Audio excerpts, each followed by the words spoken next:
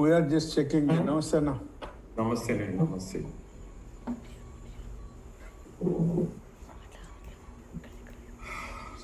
So I'm waiting for you, Shiv Prasad. Okay, second, sir. I'm just trying. Okay.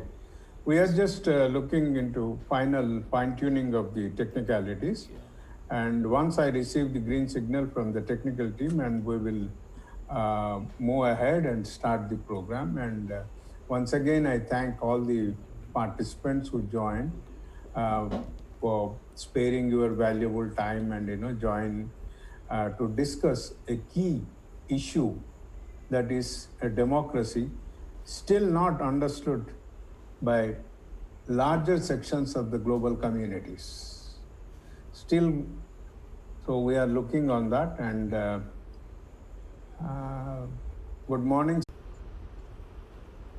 So let me introduce the You speakers, at start least to introducing other the guests, sir. speakers. Meanwhile, I'll just get it right.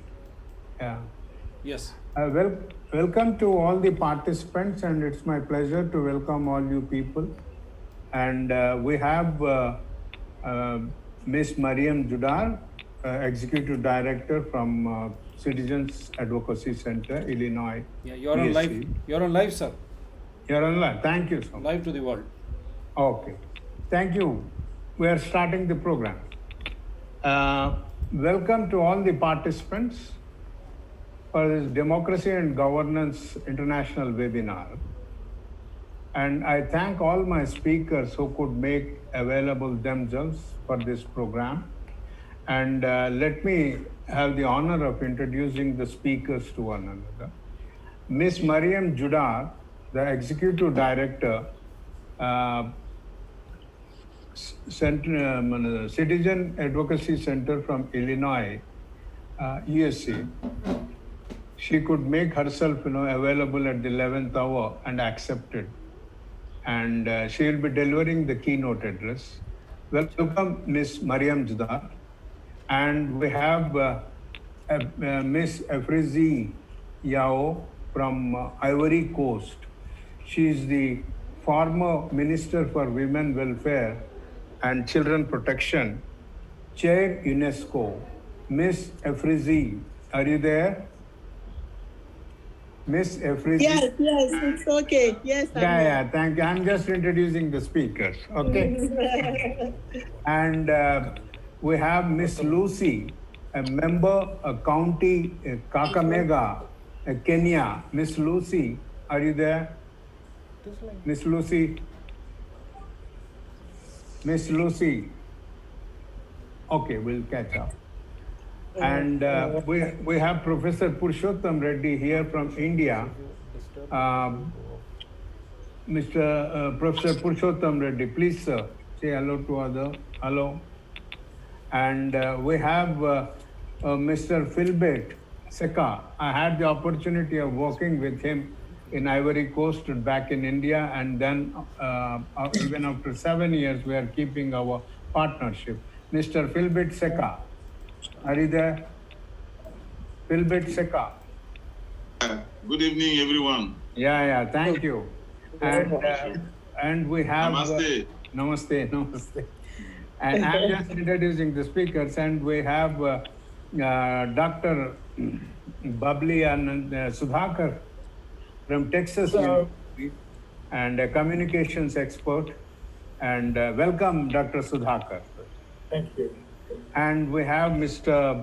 Murali Krishna Garu, a veteran, and really he inspires youngsters even at the age of 82.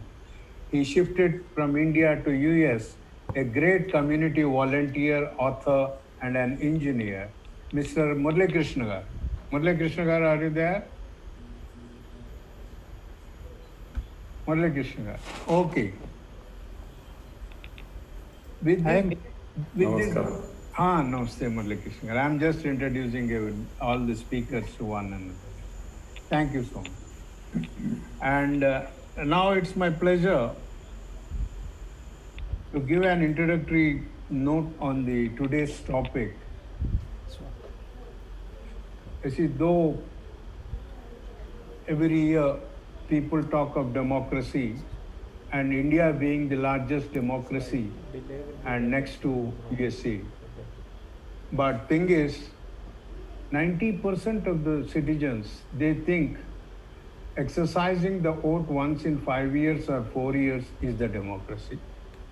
And that particular 1 week or 10 days all over the world, wherever the elections happen, people celebrate as a festive mode. And then they forget about what is happening with the governance. To my understanding and members of the Convergence for Sustainability, we feel strongly that democracy calls for eternal vigilance, and it demands active participation of the citizens in all walks of life and domains. Today, the International Day for Democracy gives an opportunity to review the status of democracy, the governance particularly, and how do we move, sensitize and bring more awareness on principles and practices of democracy so that we will build healthy governance not only in our respective countries but also at the global level. And COVID-19 has proved beyond any doubt that the global governance has failed in bringing out corrective measures, protective measures during the period of COVID. There is little partnerships and all. And Convergence for Sustainability strongly believes on the 17th goal of SDGs, which is building the partnerships across the globe. So we are trying to bring committed, concerned citizens, individuals, and institutions together on different issues, working on 17 goals of sustainable development goals. We here with our senior member, Professor Purushottam Reddy, who is championing and promoting these sustainability principles last 35 years. So with this small introduction, I invite Mr. Maryam Judar, the Executive Director,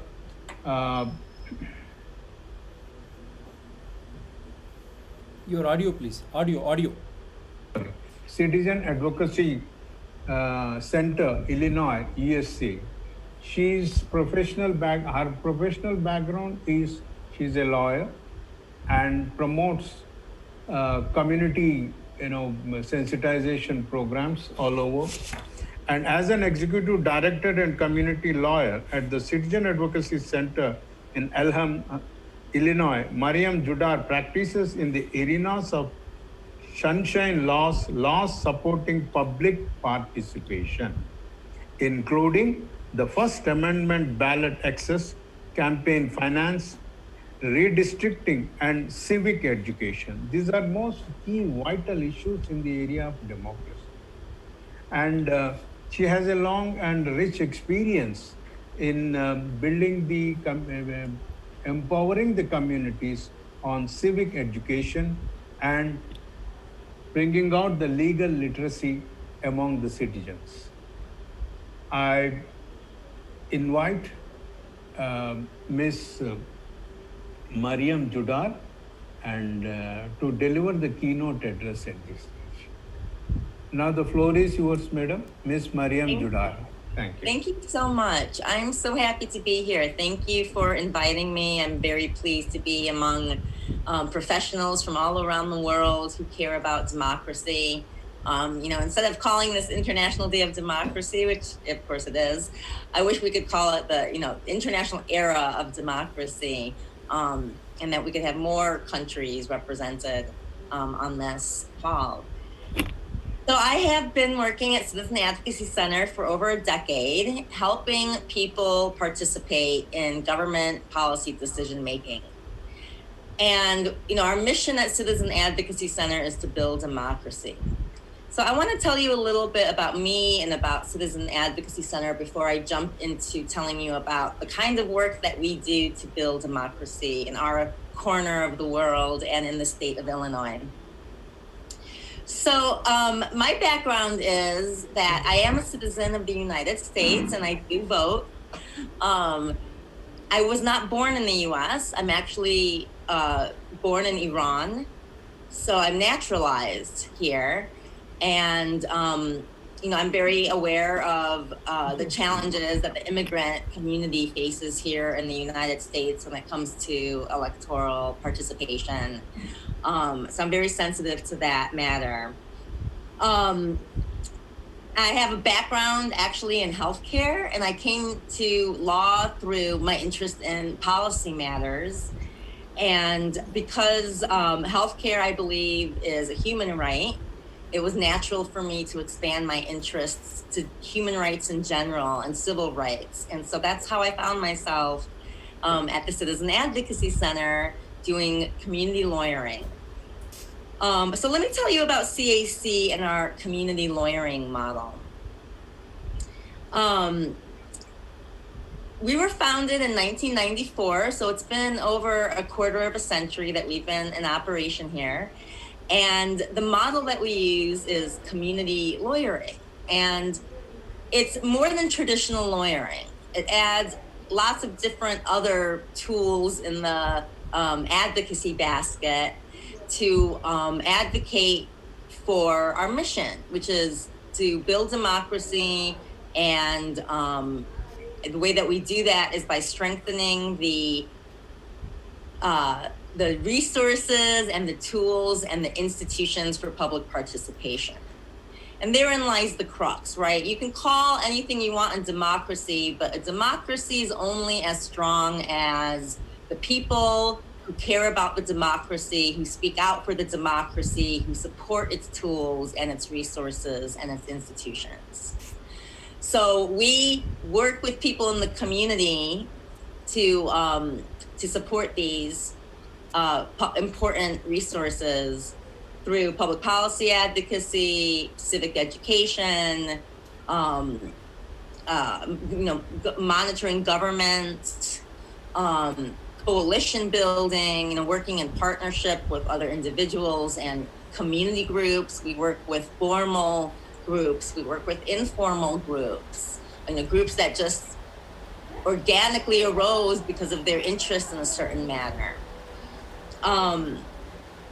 And we do all this work in Elmhurst. So I need to tell you a little bit about the area that we live in if you're not familiar with it, to just give you some context.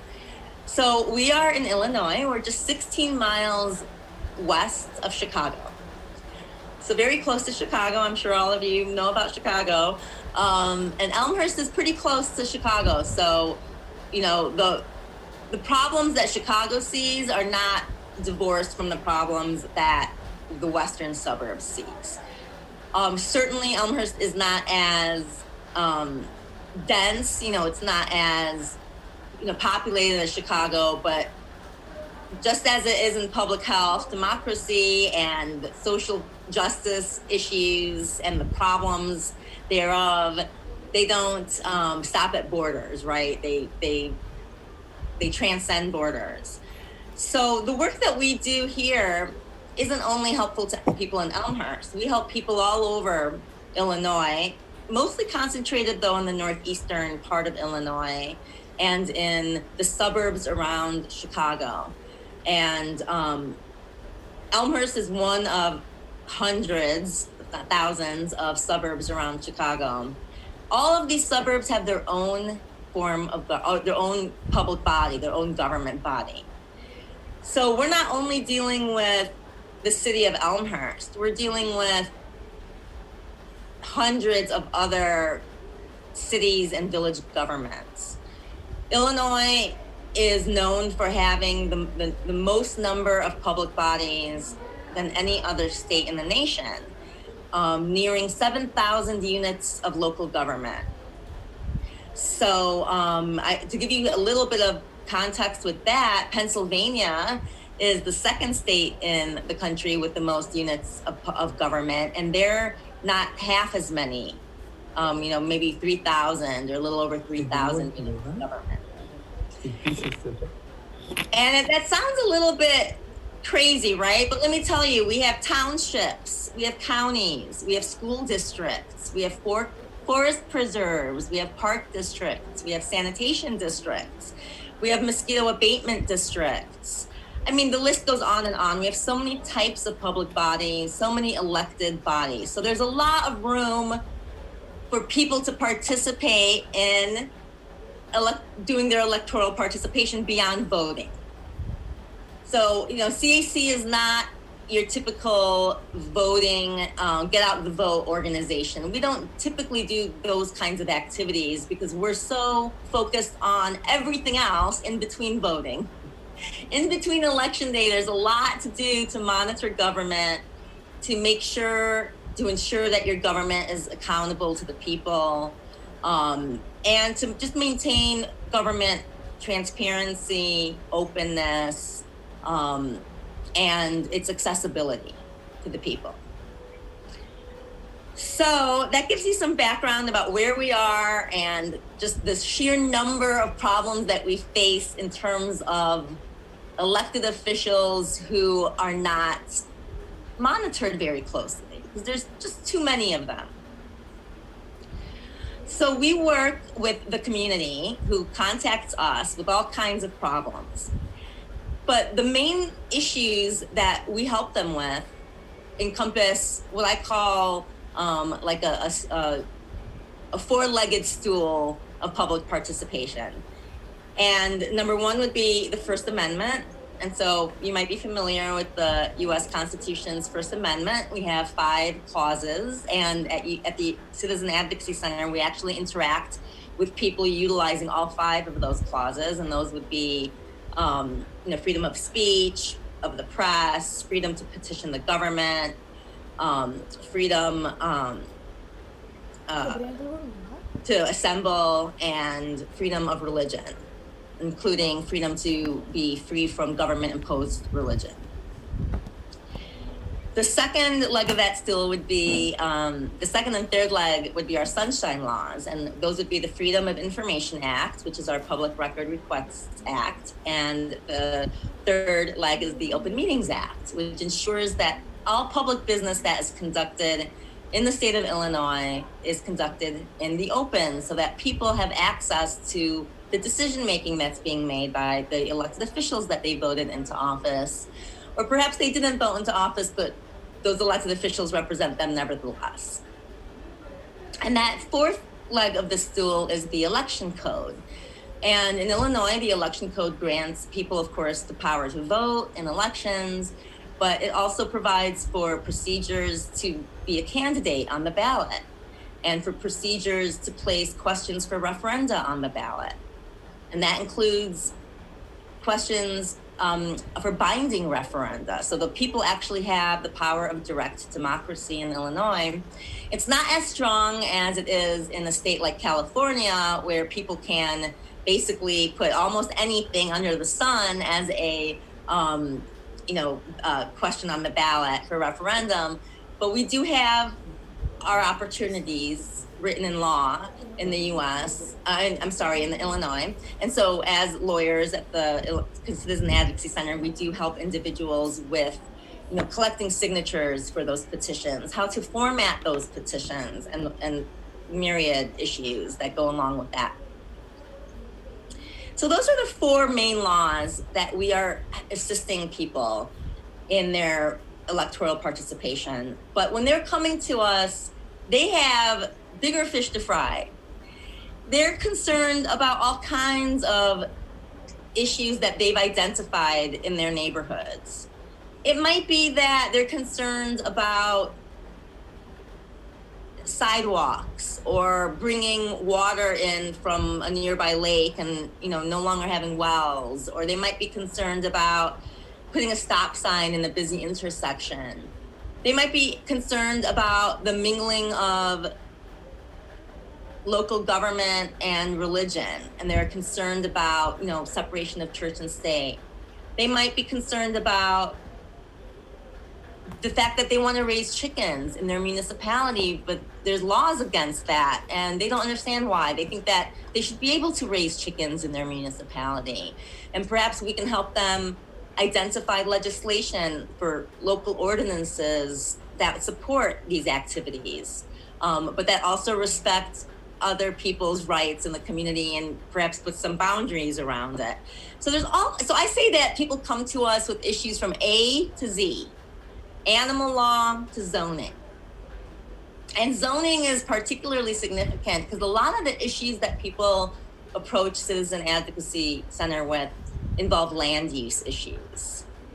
So natural resources and just basically redevelopment issues.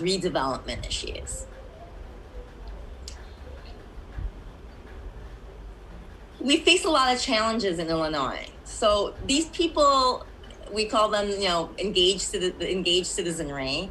When the citizenry contact us, they are only a proportion of the number of individuals in Illinois that should be out there helping to monitor nearly 7,000 units of local government.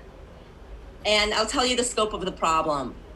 Back in 2010, I was privileged to help with some research and writing of an Illinois Civic Health Index that looked at United States Census Bureau information that was collected on civic health indicators in the state of Illinois.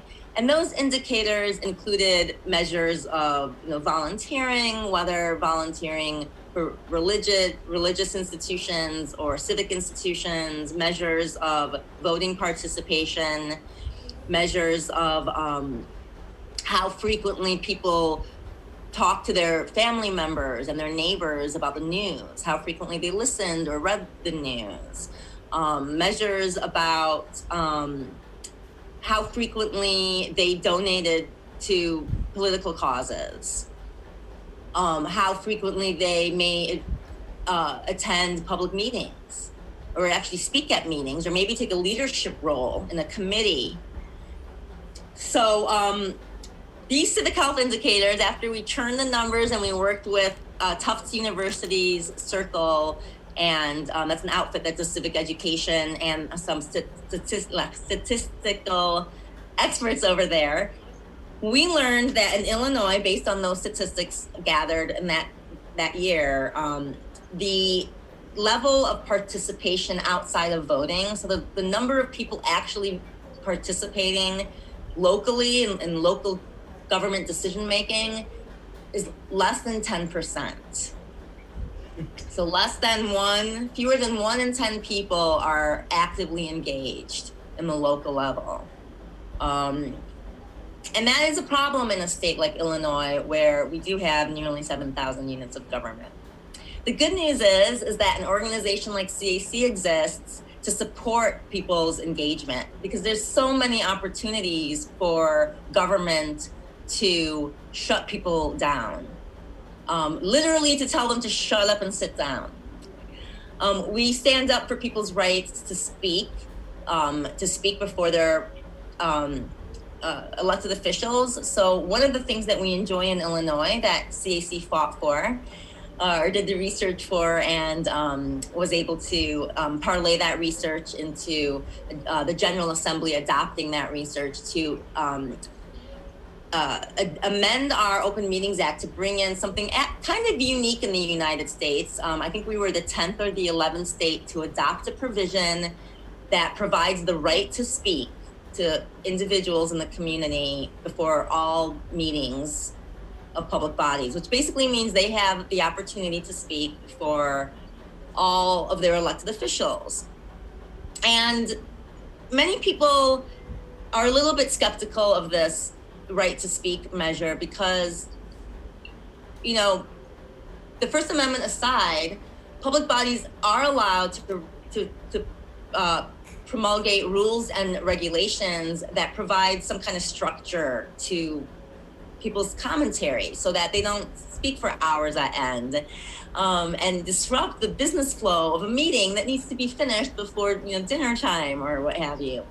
So they may limit, under First Amendment principles, the amount of time that people speak for example, but they can't influence what people speak about.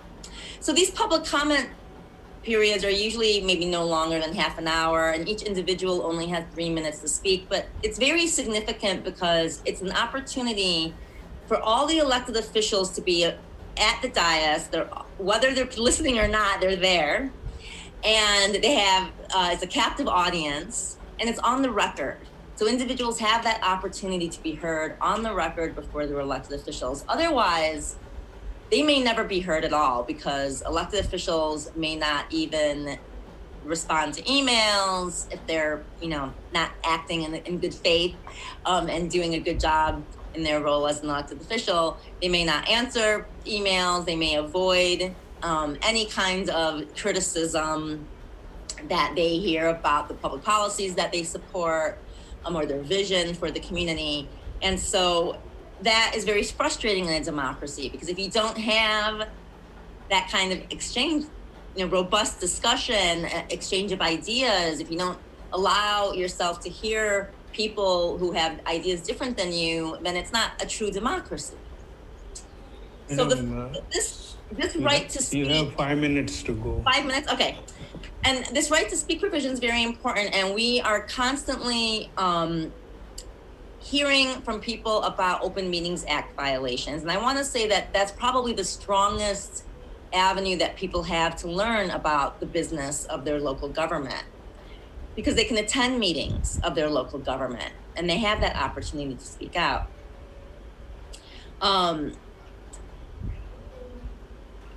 When we assist people with these barriers that they face in participating in local government, we also help, so we're building their leadership skills so that they become leaders in the community, and whatever issue it is that they care about, we're hoping that that's going to blossom into another issue that they care about, and that they can take the skills that they've polished and honed with the help and assistance of CAC and apply them to other issues in their community so that they can be part of another solution to a problem that they've identified.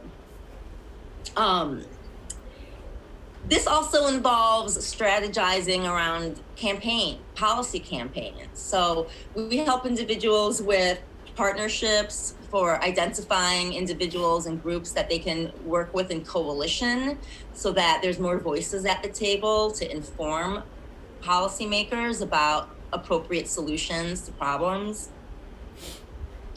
That public policy advocacy sometimes doesn't happen face-to-face with government officials. Sometimes there needs to be protests in the community or rallies and marches. We take advantage of writing of the space in local newspapers for letters to the editor, and we submit letters to the editor on issues that affect public participation, and we encourage the individuals that we assist to write letters to the editor about the issues that they care about so that they can influence the debate around that issue in the local community.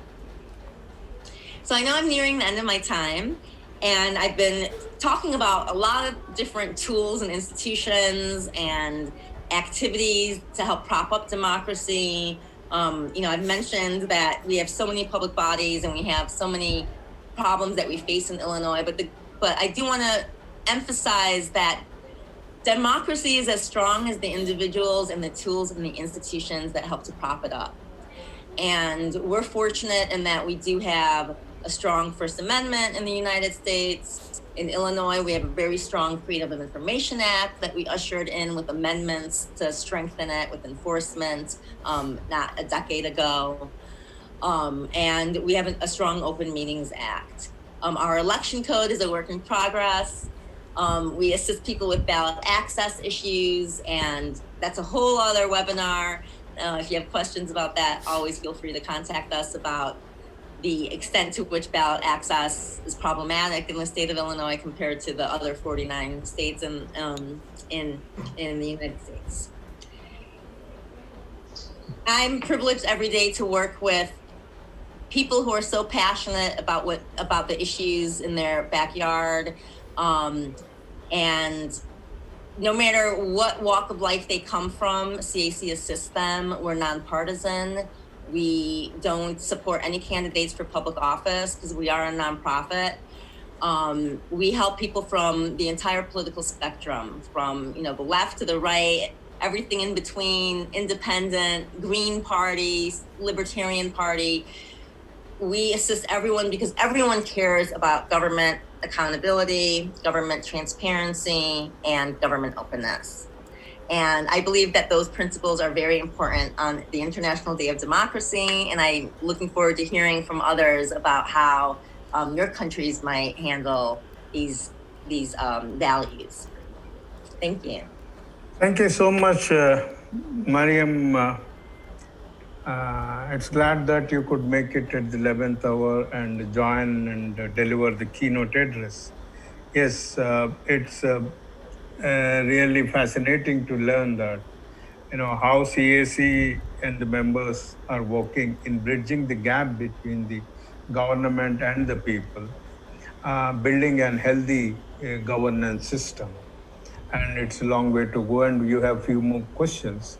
Actually, after all the speakers complete, we have an open session. Then we can go for questions. And thank you so much once again. I request now Efrezi Yao. It's my privilege to introduce her. Efrezi, you are there? Yes. Yeah. She's an Ivorian senior politician, is the current special advisor to the President Qatar. She has also served as the minister for the promotion of women, family and child protection, as a UNESCO chair on the Committee on Water, Women and Decision Making. She strongly believes in empowering the women in decision making, which is a vital tool and instrument in a healthy democracy. Kosai Yao has a master's degree in gender and development from University in Cote d'Ivoire, that is Ivory Coast. And she was also awarded influential and inspiring women. And she readily accepted to join this webinar. And I welcome to deliver her speech. You need not worry. You can speak if you feel comfortable in French. You have 2 translators with us. Okay? Okay. Thank you. Okay, thank you, Mr. Sabah.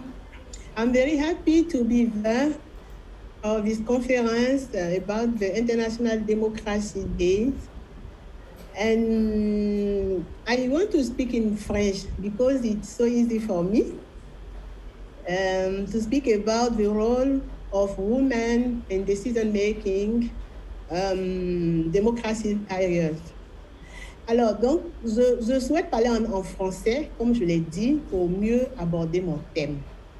Donc, le thème, c'est sur les femmes, la démocratie et la gouvernance. Quand on parle de démocratie, on parle de gouvernement du peuple, par le peuple et pour le peuple.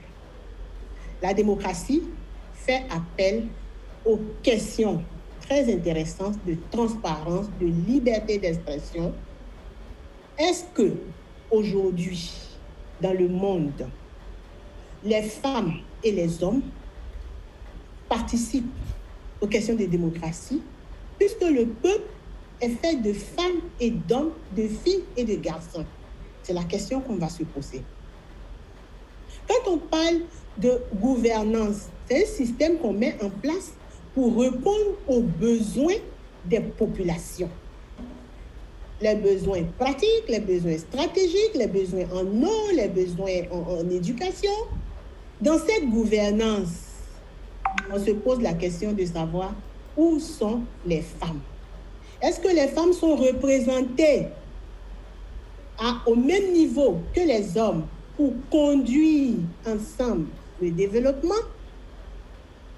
Donc, en cette journée internationale de la démocratie, il est important que nous réfléchissions ensemble dans le monde, puisqu'on vient de plusieurs pays, sur cette question.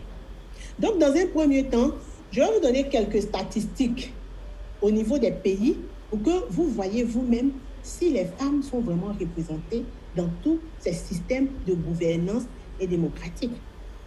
Ensuite, je vais essayer de donner les raisons, si elles ne le sont pas. Et puis, prendre un peu l'expérience de la Côte d'Ivoire, de la chaire UNESCO, comment nous avons fait pour que les femmes puissent participer, parce que c'est important pour tous les pays. Alors, quand on prend les chiffres, je vais vous donner quelques chiffres que j'ai vus. On part du Rwanda, qui est le premier pays à avoir eu plus de 61% de femmes au niveau de son parlement. Le Rwanda est aujourd'hui un pays modèle en termes d'environnement, en termes d'éducation, de santé, parce qu'ils ont décidé de travailler avec les femmes et les hommes. Tout le monde le sait. On appelle le Rwanda la petite Suisse. Quand on revient aux pays comme Haïti, qui ont 2,5% de femmes au niveau du Parlement, vous voyez qu'il y a un problème. Donc, au niveau du monde, au niveau des pays, tout est différencié. Mais ce que nous savons, c'est que si nous voulons parler de démocratie, qu'il y a un sexe qui n'est pas présent, ça veut dire qu'il n'y a pas de démocratie, parce que c'est la liberté d'expression. Si nous voulons parler de gouvernance, qu'il y a un sexe qui n'est pas présent pour exprimer ses besoins minimums, son besoin pratique, c'est qu'il n'y a pas de gouvernance. Donc, autant que nous sommes, chacun doit se poser la question. Maintenant, vous allez me demander, en tant que titulaire de chaire UNESCO, eau, femmes et pouvoir de décision, qu'est-ce qui cause cela? Nous pensons que, dans un premier temps, il y a d'abord nos normes, nos cultures qui ont toujours favorisé les hommes, la plupart des cultures en tout cas, et il faudrait travailler là-dessus. Il y a aussi nos gouvernants. On doit prendre des lois, mais surtout, on doit pratiquer ces lois. On doit prendre des mesures pour qu'on puisse y arriver. Malheureusement, très souvent, ces lois ne sont pas appliquées. Et chaque fois, on vient faire des conférences, on parle du problème, le même problème est là. On parle de la liberté d'expression, personne n'est ému. Il y a aussi les femmes elles-mêmes. On nous a souvent dit que la place de la femme, c'est à la cuisine. Qu'est-ce que nous faisons pour être plus motivés, pour avoir de l'audace? Là où on n'a pas besoin de nous, comment est-ce qu'on fait pour y aller? Comment est-ce qu'on se met en réseau pour pouvoir arriver là où les hommes sont déjà? Moi, j'ai regardé les statistiques ce matin en 2019, même des pays comme le Japon, on a 10% de femmes au Parlement. En France, on a autour de 40%. C'est vrai qu'on dépasse les 30%, mais on n'a pas encore atteint les 50%. En Côte d'Ivoire, on a 11% de femmes au Parlement. Donc, vous comprenez pourquoi notre chemin est encore long. Alors, face à cela, qu'est-ce que la Côte d'Ivoire a fait? Qu'est-ce que la chaire UNESCO a proposé?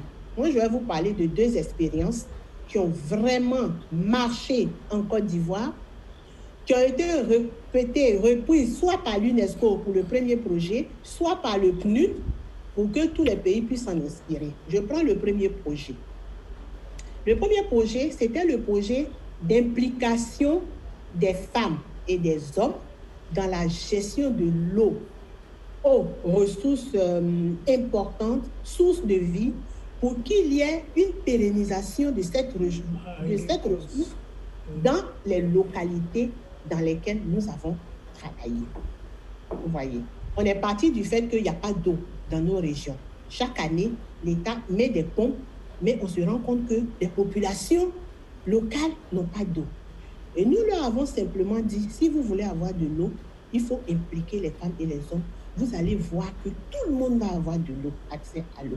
Et donc, on a formé des hommes, on a formé des femmes, on a mis en place un système qui a travaillé sur les rôles de chacun. Et l'UNESCO a déclaré ce programme meilleur programme et on a eu une médaille d'or, on a eu la chaire. Ce programme, on le partage avec tous les pays qui le souhaitent pour pouvoir pérenniser l'eau potable. L'eau, c'est un problème de développement. C'est nécessaire qu'on se mette ensemble pour y arriver. Le deuxième programme, qui a été fait meilleur programme africain par le programme des Nations Unies pour le développement, c'est le compendium des compétences féminines de Côte d'Ivoire. Nous avons voulu renforcer la visibilité, la participation, le leadership des femmes dans la gestion des affaires publiques et privées, et puis favoriser leur insertion. Qu'est-ce qu'on a fait pour le Parlement? On a formé des femmes, on leur a appris comment se tenir, on a demandé aux femmes d'oser davantage, elles se sont présentées. En 2010, on avait 125 femmes qui s'étaient présentées. Et en 2016, on a eu 327 femmes. Ça veut dire que quand on bouscule les femmes, quand on les forme, quand on leur montre l'importance de leur participation pour la gestion de nos pays, ça marche. Et ce programme aussi, on l'a fait pour le secteur privé. La gouvernance, c'est aussi dans le secteur privé. Aujourd'hui, on avait des femmes qui sont positionnées et qui viennent pour aider les autres. Quand on parle de la paix, aujourd'hui, dans notre sous-région, il y a un problème, tout le monde le sait. Et nous avons dit que si les femmes viennent pour exprimer leurs besoins, leurs soucis, leurs difficultés, pour aider à concilier, de toute façon, dans nos familles, on connaît le rôle des mères. Quand il y a une crise, la femme devient mère. Donc, on a mis en place Créa-Paix, comme j'ai 15 minutes, pour vous dire que la chaire UNESCO a de nombreuses expériences qui ont été reconnues par le monde entier, que nous souhaitons partager avec vous. Je voulais encore m'excuser pour la langue. Je pense que la prochaine fois, I will speak in English all the time. Thank you very much. Oh, thank you so much. I could make it. And I request my good friend, Mr. Philbit Sika, to briefly translate in English. Philbit Sika, are you there? Yeah. Philbit? Yeah. Thank you very much. Thank She's you, my Mr. minister, so she's my minister. So I took notes of her speech. Thank you very much, Honorable Minister, and also congratulations. Yeah, your speech was very inspiring for me. So I want to read this to the people now.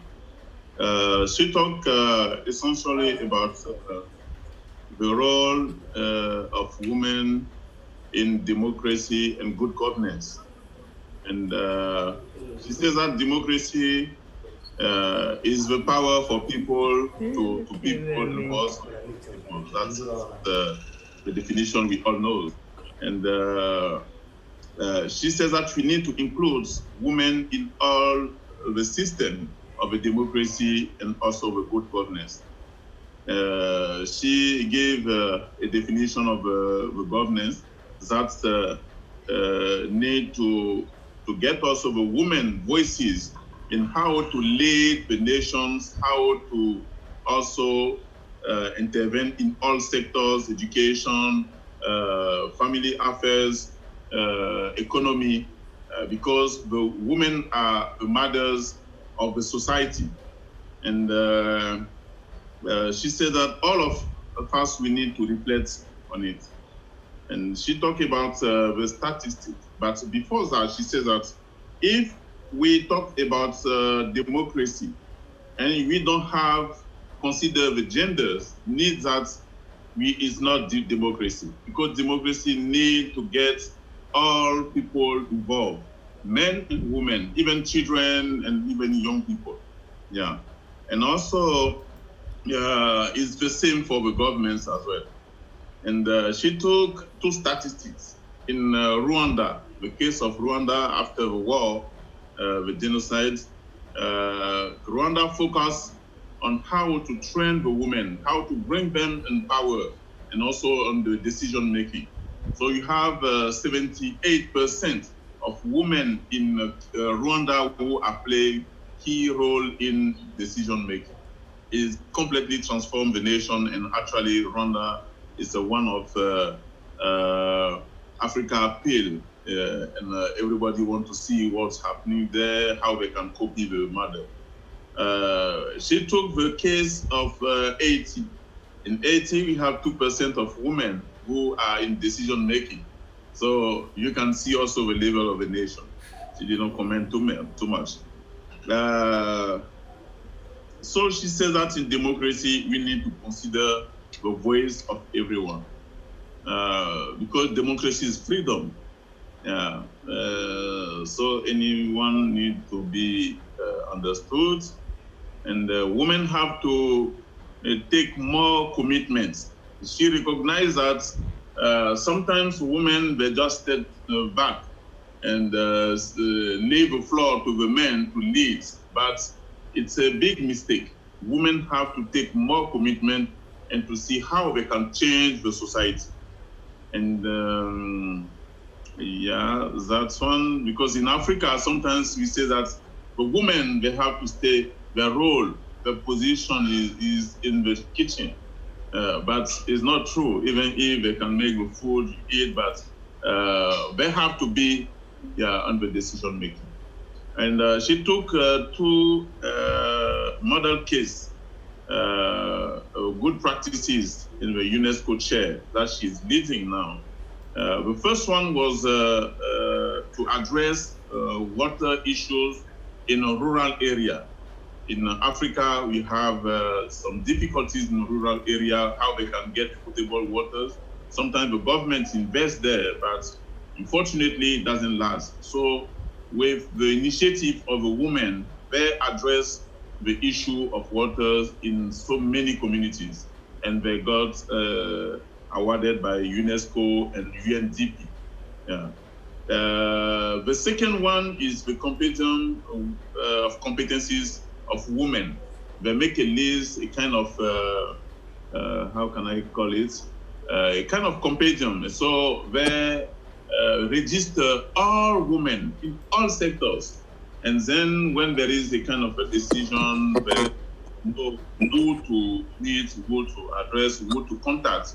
And it brings a lot of women on the leadership as well, because they wanted to demonstrate the power of women, but at the same time, the capacity to reflect and also to contribute to the society.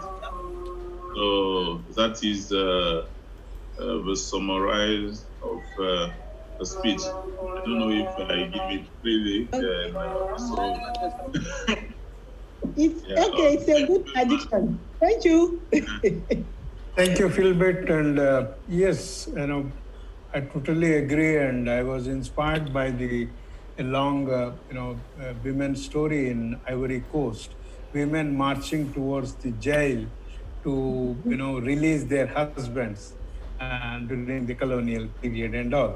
And I had the opportunity of traveling remote areas and could see making, women working on cassava and then atike and all other food production systems. And it's wonderful to learn that. And I was also a little worried. And with the entry of acceptance of Miss Maryam, and we could make at least 60% gender balance in our webinar today. We have 3 women speakers. Thank you so much. And we will get back to you. Thank you so much. Thank you. Thank you. And now, I request and invite Lucy Shago. Are you there, Miss Lucy? Hello? Hello? Miss Lucy? Miss Lucy? Hello? The connection is not getting through. Miss Lucy? Hello? Miss Lucy, are you there? I'm here. Yeah, please. I'm introducing you. She's a trained teacher serving currently as a member County Assembly of Kakamega County, Kenya. She advocates for grassroots women, girls, and ensures gender responsive budgeting is adhered to. This is her unique contribution, and we look for gender participation and empowering, but seldom I come across any exercise on gender responsive budgeting. Budget is mostly made for men. Okay, she is special needs children brand ambassador in Kenya, a former trade unionist, has represented women issues in Israel, Rwanda, obtained her higher education in women empowerment in Norway. I welcome Miss Lucy. And Miss Lucy, the floor is yours, Miss Lucy. Thank you very much. I'm excited to be a speaker. Can you hear me? Yeah, we can hear Hello? you. We would like to see, please, put on your video also. Can you see me? No, I can't see you. Hello? Yeah, we can hear you. Can you see me? No, please put on your Hello? video. Hello? Hello? Hello, Lucy? Hello? Unmuted. Yeah, you can speak. Hello? We can hear you. Can you hear? Yeah, we can hear you. Please go ahead. Can you hear me? Yes, go ahead. Lucy?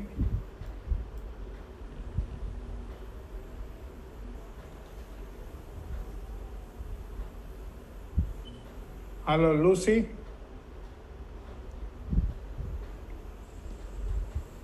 Hello? Hello? Okay. Can you hear me? Yes, we can hear you. You go ahead. Can I Please. proceed? Yeah, please talk. Hello? Yes. Can you hear me? Can I proceed? Yes, please proceed.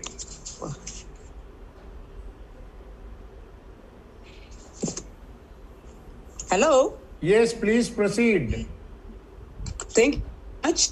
I just want to congratulate my sisters who have spoken before me. Actually, they have really spoken the issues that touch the democracy of our people. And in Kenya, we have made milestones in democratic in the past 10 years. That is courtesy of the new constitution. The new constitution has created a democratic space, especially for women in Kenya. It has ensured that in any organization, at least we have 1/3 should not be of the same gender. This has seen more women come in. And since the promulgation of the new constitution in Kenya, Kenya has decentralized power through county governments. We have 47 county governments where we have 47 legislative houses. And each county government ensures 1/3 must be women. And as women in the assemblies, we ensure that during the budget making process, it responds to the needs of women, children, and all the members of the society as required by law. In the budget making process, we work with timelines. So we find we have to engage the public through public participation. And as it has been said, women are the ones who do most of the cause in the communities, in the societies. We ensure they come on board to participate and ensure what their needs are reflected in the budgets. So we ensure we engage them in public participations. As women leaders, we bring them on board, especially those in rural areas, as said by my sister.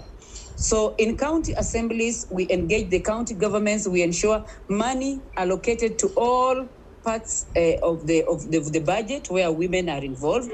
Not only women, even the marginalized communities.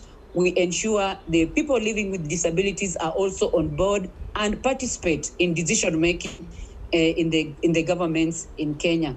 This ensures transparency, accountability, and accessibility of all the issues in the governing process. In Kenya, we have three governors. From the president, who is at the national government, we come to governors who are now heads of county governments, the 47 across board. So 3 of them are women. And this has shown that women can lead because they are actually doing well. And this will see more women being elected into elective positions. As said by my sister Maryam, we must drive the agenda and ensure that women are doing so well. So in county assemblies, what we do, we ensure that all decisions being made in agriculture and food security, women are involved. We ensure in economic growth and trade, we ensure that women are placed in the rightful places. In education, in environment, we ensure all matters affecting all ministries across the county governments are more based on gender parity. Women, men, and also children are brought on board in the decision making. Now, in our county governments, during the budget making process, we facilitate the public they are given facilitation to come on board, and they are given the documents that guide the budget making. County governments have what we call the CIDP, and then we have the ADP. All those documents are given to the public, and we create awareness, telling them what it involves and how it will come back to them, how the development plan, all the plans. We ensure that we are represented in any organization in Kenya, courtesy of the new constitution. All decisions cannot be made by one gender. 1/3 must be women, and that one has been enshrined in the new constitution of Kenya, and it is followed to the latter. In other instances, you find that even the 2/3 are women, so 1/3 are men, and this is a very good idea that more women are coming up, contrary to the African traditions where the place of a woman is in the kitchen. More women are coming up, more women are being elected, more women are ministers in the national government and in county governments, more women are coming up, are rising up to be given opportunities to take the lead. Actually, women are now taking the lead, and it is changing slowly in the African context. We just need more capacity building, more creating awareness to promote acceptance of the women on board. And this will ensure that women are put in the right place in the society, and more women will come on board. We also have ensured that human dignity under the Bill of Rights in Kenya. As we do this, we ensure human dignity is preserved. We have inclusiveness. The discrimination that used to be there amongst the women, especially during the electioneering period, thanks to the government of Kenya, it is ensuring that during that process, women are being protected against discrimination, against violence during the electioneering period. So this is now creating more chances for women who are coming up and making sure right from the family level, from the community level, from the ward level in the societies, more women are taking the lead. So as we look at the democratic space, we want the African countries to open more spaces for women through the legislative roles, through policies. And I'm happy with Maryam if we can learn more of bringing policies that can help, especially the rural woman in the village, to come up and speak for herself, to come up and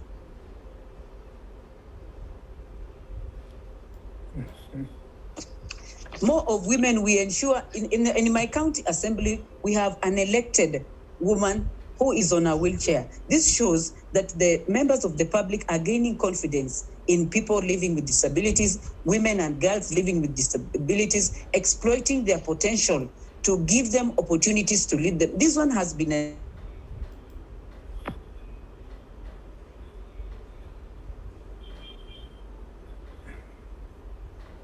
Hello. Hello. Hello. Hello.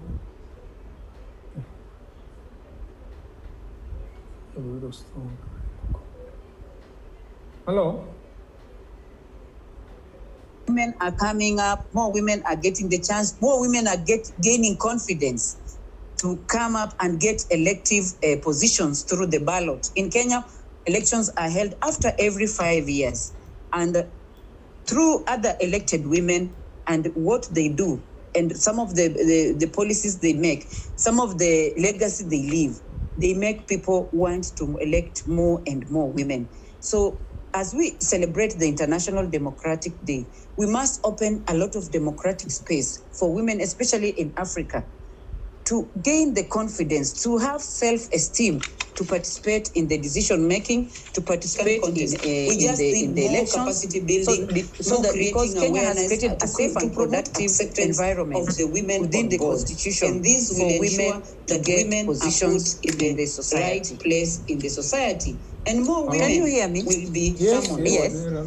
We also Can you hear have me? ensure Yes, that yes, yes. human You have 3 dignity minutes to under the go. Bill of Rights in Kenya. As we Thank do you this, so much. we ensure So human devolution dignity in is Kenya, preserved. devolution We have in inclusiveness. Kenya has We- really created the more spaces for discrimination women. that used to be We there have 47 amongst county the women, governments, especially These during the 47 county electioneering governments period. are in Thanks to the various regions we to come the government from. of Kenya, So it is the ensuring that myths, during the that taboos, process, the traditions women that people are used to being believe protected about against women discrimination, and other communities against, like the marginalized areas of Kenya in against violence northeastern during and the electioneering eastern period. provinces. So They this is have now now creating taken shape more and chances for there women is change who of are attitude. coming up and It has really making sure opened the democratic space through the devolution, through decentralization of power to the grassroots right from level. the family level, from the community level, from the ward Hello. level, in the society. Okay. More women are taking the It lead. looks there is a So, bit as we technical look at problem. Hello, everybody can hear. the I democratic think. Hello? space, we want the African Hello. countries to open Hello. more spaces for Yeah, you are audible. Uh, women So, through the now I legislative request, roles, through policies. once you get back, I thank her. I think there is frequently a I'm happy technical with problem, Maryam. but There's now- a problem with my video, but I wish to conclude by just. Oh, Hello. I wish to Especially the rural conclude by woman in the village. I wish to conclude come up by and calling speak upon the systems of for the world herself, dealing with to come up democracy and- to strengthen the institutions, especially of governance, so that we have more and more women coming up, rising up, More of above, women we rising up in political arena, in my economic county field, assembly, to get we the have right an elected space. woman I just want who is on a once wheelchair. again This shows that the members of the thank public you are gaining for confidence making in me people living with disabilities, women and forum. girls living with disabilities, Thank you, my exploiting video their and all potential that.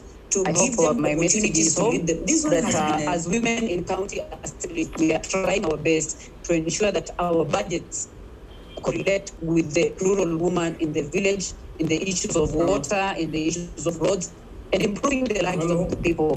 And I want to thank the Constitution of Kenya 2010 for making it happen for more and more women to be on board in the governance and opening the democratic space for women. Thank you very much. Thank you so much, Lucia. And I really, apart from the government systems, what women are impressed me coming in up, Kenya more women is the are getting governance of the chance, lakes. more women are gaining confidence Kenya to come up government and get announces elective publicly, positions invites through the civil ballot. In society Kenya, groups elections are to held take after up every 5 years. responsibility of managing the lakes. That was a wonderful thing which impressed me. Thank you. We'll get back to you, Yes. Lucy.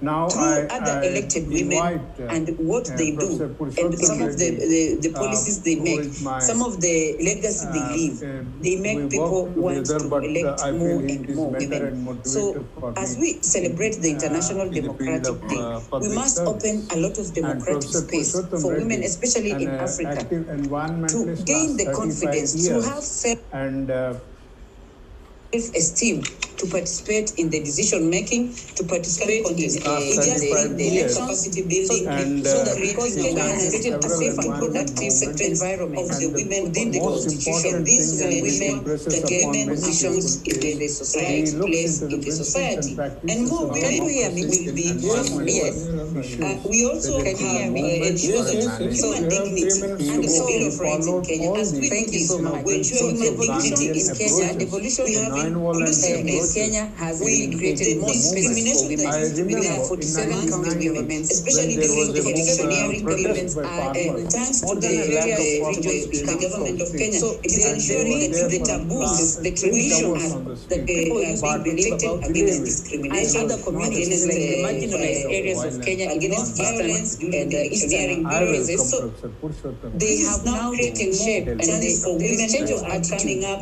and It has really opened the Thank you very democratic much, space through the devolution, and through decentralization of power to the grassroots right from the level. family It level, has from been, the we community made a very level, good from the beginning, ward level in the right society. from the Citizens More Advocacy women are Center. taking the It lead. looks there is Miss a Maryam, bit, as we technical look at problem. Hello, everybody can the hear. wonderful democratic speech that space, she gave, we want the gave. African countries to Talking open more about- spaces for Yeah, you are audible. The women how through information the is now legislative being process, through controlled. Once policies. you get back, And I think there is basically frequently that I'm happy particular with center is Maryam. ready There's a to problem help with my anyone video. anywhere in the I world wish to conclude by about the ways and means of strengthening Hello. democracy. I wish to conclude by We appreciate the I wish to conclude by calling upon the systems of the world dealing with democracy to I strengthen go to the the next speaker. institutions, especially of governance, so that we Ms. have more Kawasi and more women coming up, rising up,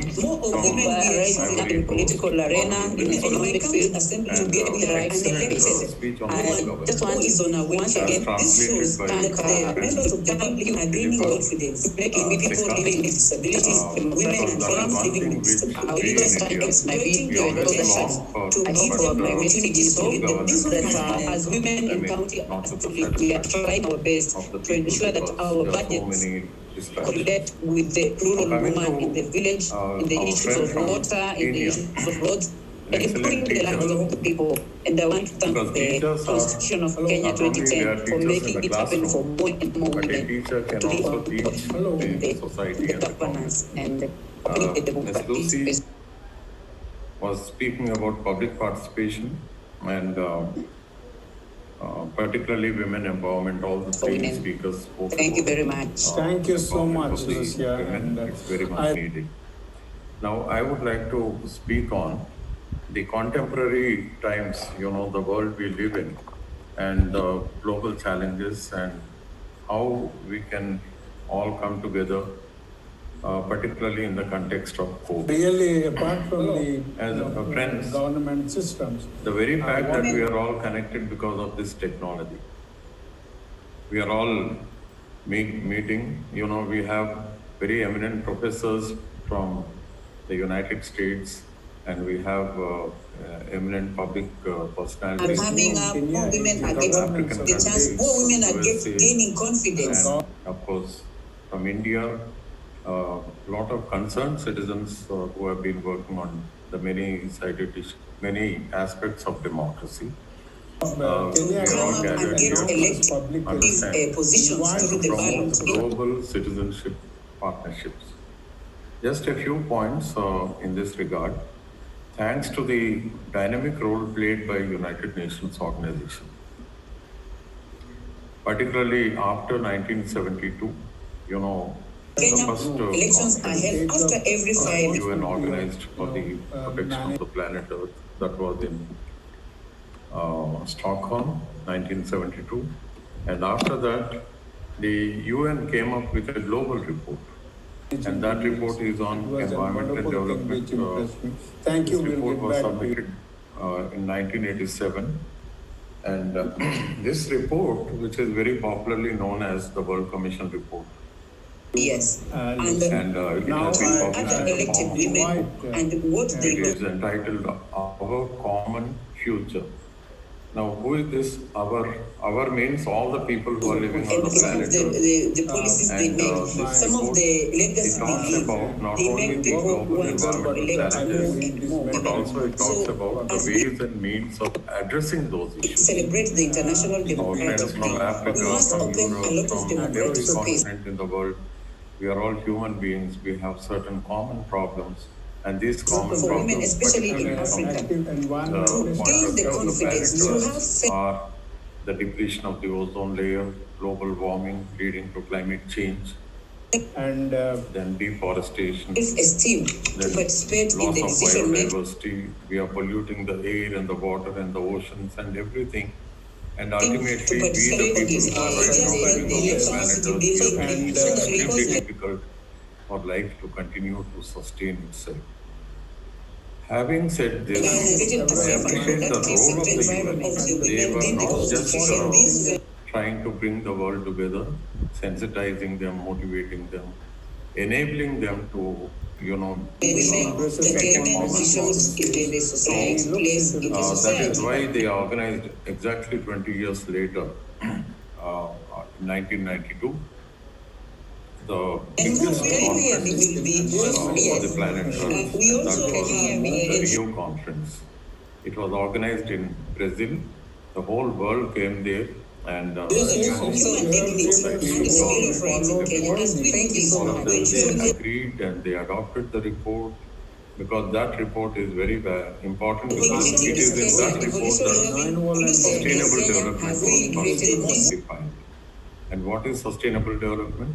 A development which enables us to meet our needs, but at the same time we need to be conscious that we are not the last generation to live on this planet. Thanks to the government of That is the Kenya. reason, we need to organize development, our The tradition with that they have responsibility, been protected against discrimination. and that makes our burden all the more high.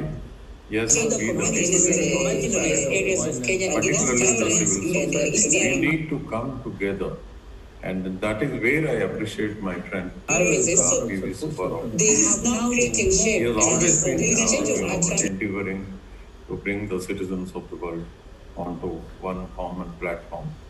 We may not be governments, but we are definitely the people who want And it has really to. opened the Thank you very democratic much. space through the devolution, From 2015, that is toward the end of through 2015, decentralization of Subbarao power to the grassroots level, the family adopted level, sustainable the community. development goals, and they became operative from the 1st of January 2016, and this is the 5th year. Friends, the nations of the world, right from who met in Paris, citizens advocates to adopt SDGs, all of them, they made tall promises. But I noticed that when it comes to implementation in their respective countries, the follow-up, the same sincerity or honesty, we don't see that kind of enthusiasm. When it comes to the speech that she gave or making efforts to reach the goals. At least in India, I can tell you that there is a yawning gap between the promises that are made at a global conference and the effort to implement them at the local level. Information as a result is very and our problems are getting piled up. And when I am talking of India, it's not just India.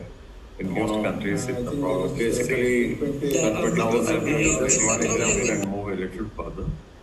We have this, pandemic. Right now, we are all in the midst of pandemic. And we, the citizens, know jolly well that our governments in every country they fail most. In fact, they were none of the global countries, every individual country. None of these countries were prepared. There was nothing like a preparedness. This was not there. If the governments were really interested in the protection of the health of the next speaker, they would have constituted so that we have more and more women. And they would have done, a think tank is a mechanism which enables intellectuals to continuously be in session like the work and prepare for countries. In order to save life, this has not happened. In India, it is not happened. Elsewhere also, because we see so many people dying in France, in Italy, in France, in UK, in America.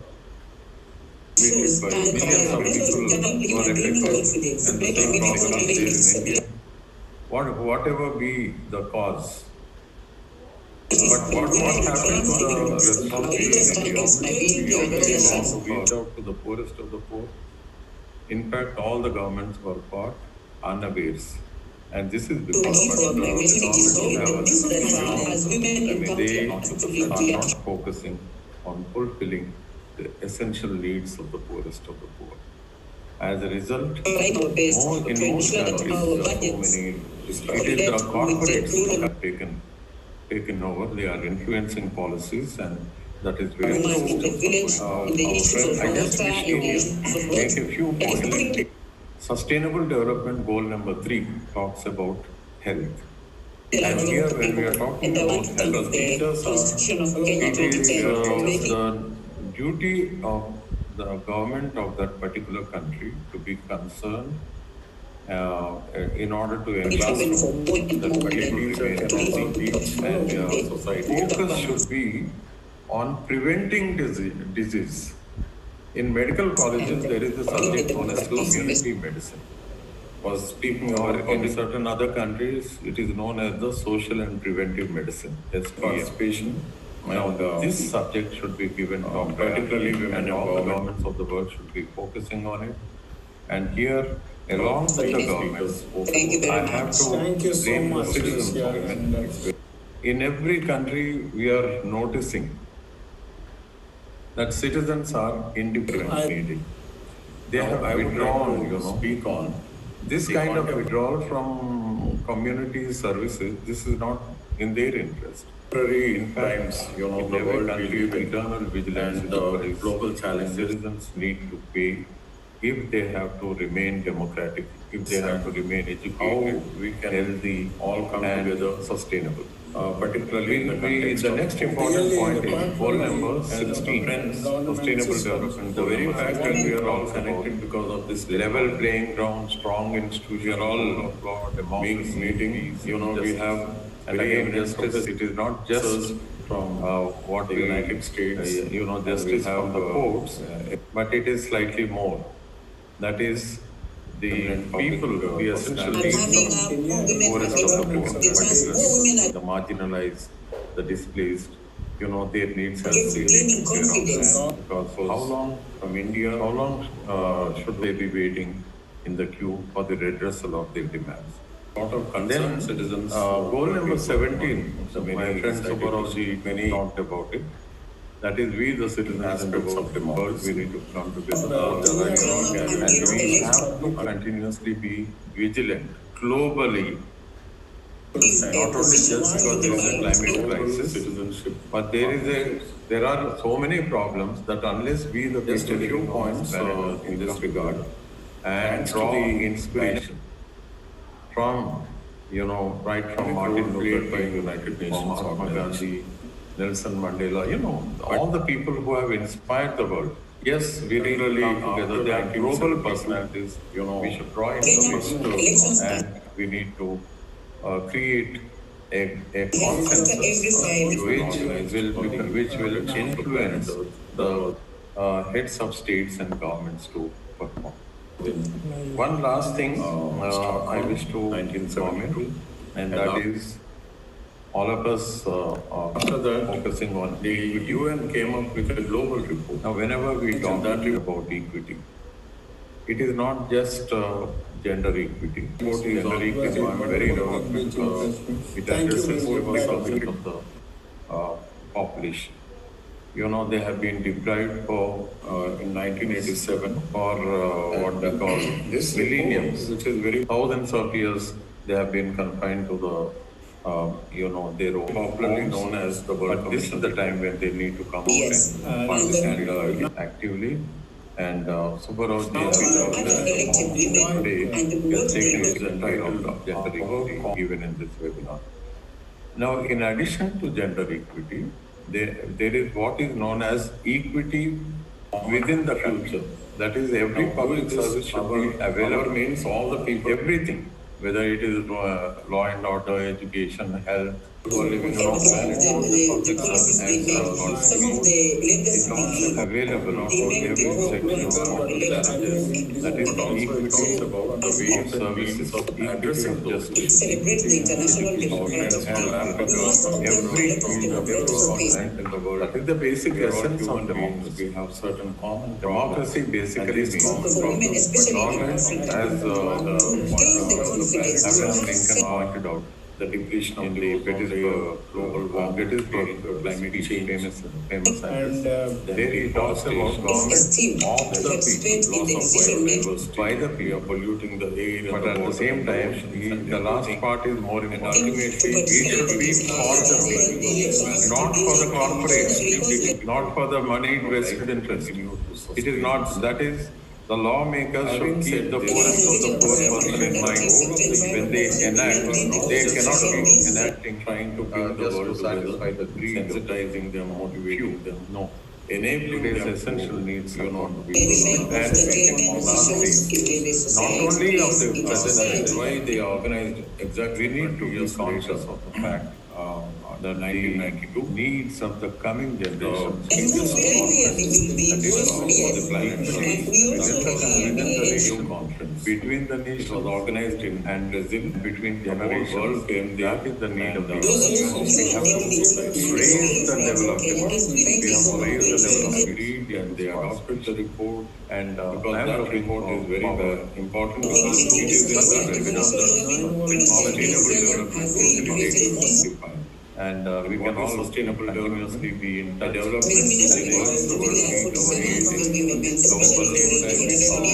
that we are intelligent generation to live on global public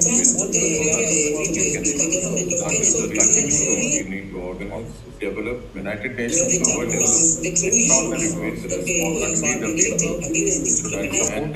makes our burden all the more high. Yes, we thank you for the wonderful particularly the civil society. We need to come together, and that is we are right, my friend. Together, many issues he spoke about. He has always been in India to bring the citizens in India. It is Mr. Subbarao who not only works for the protection of lakes in Hyderabad.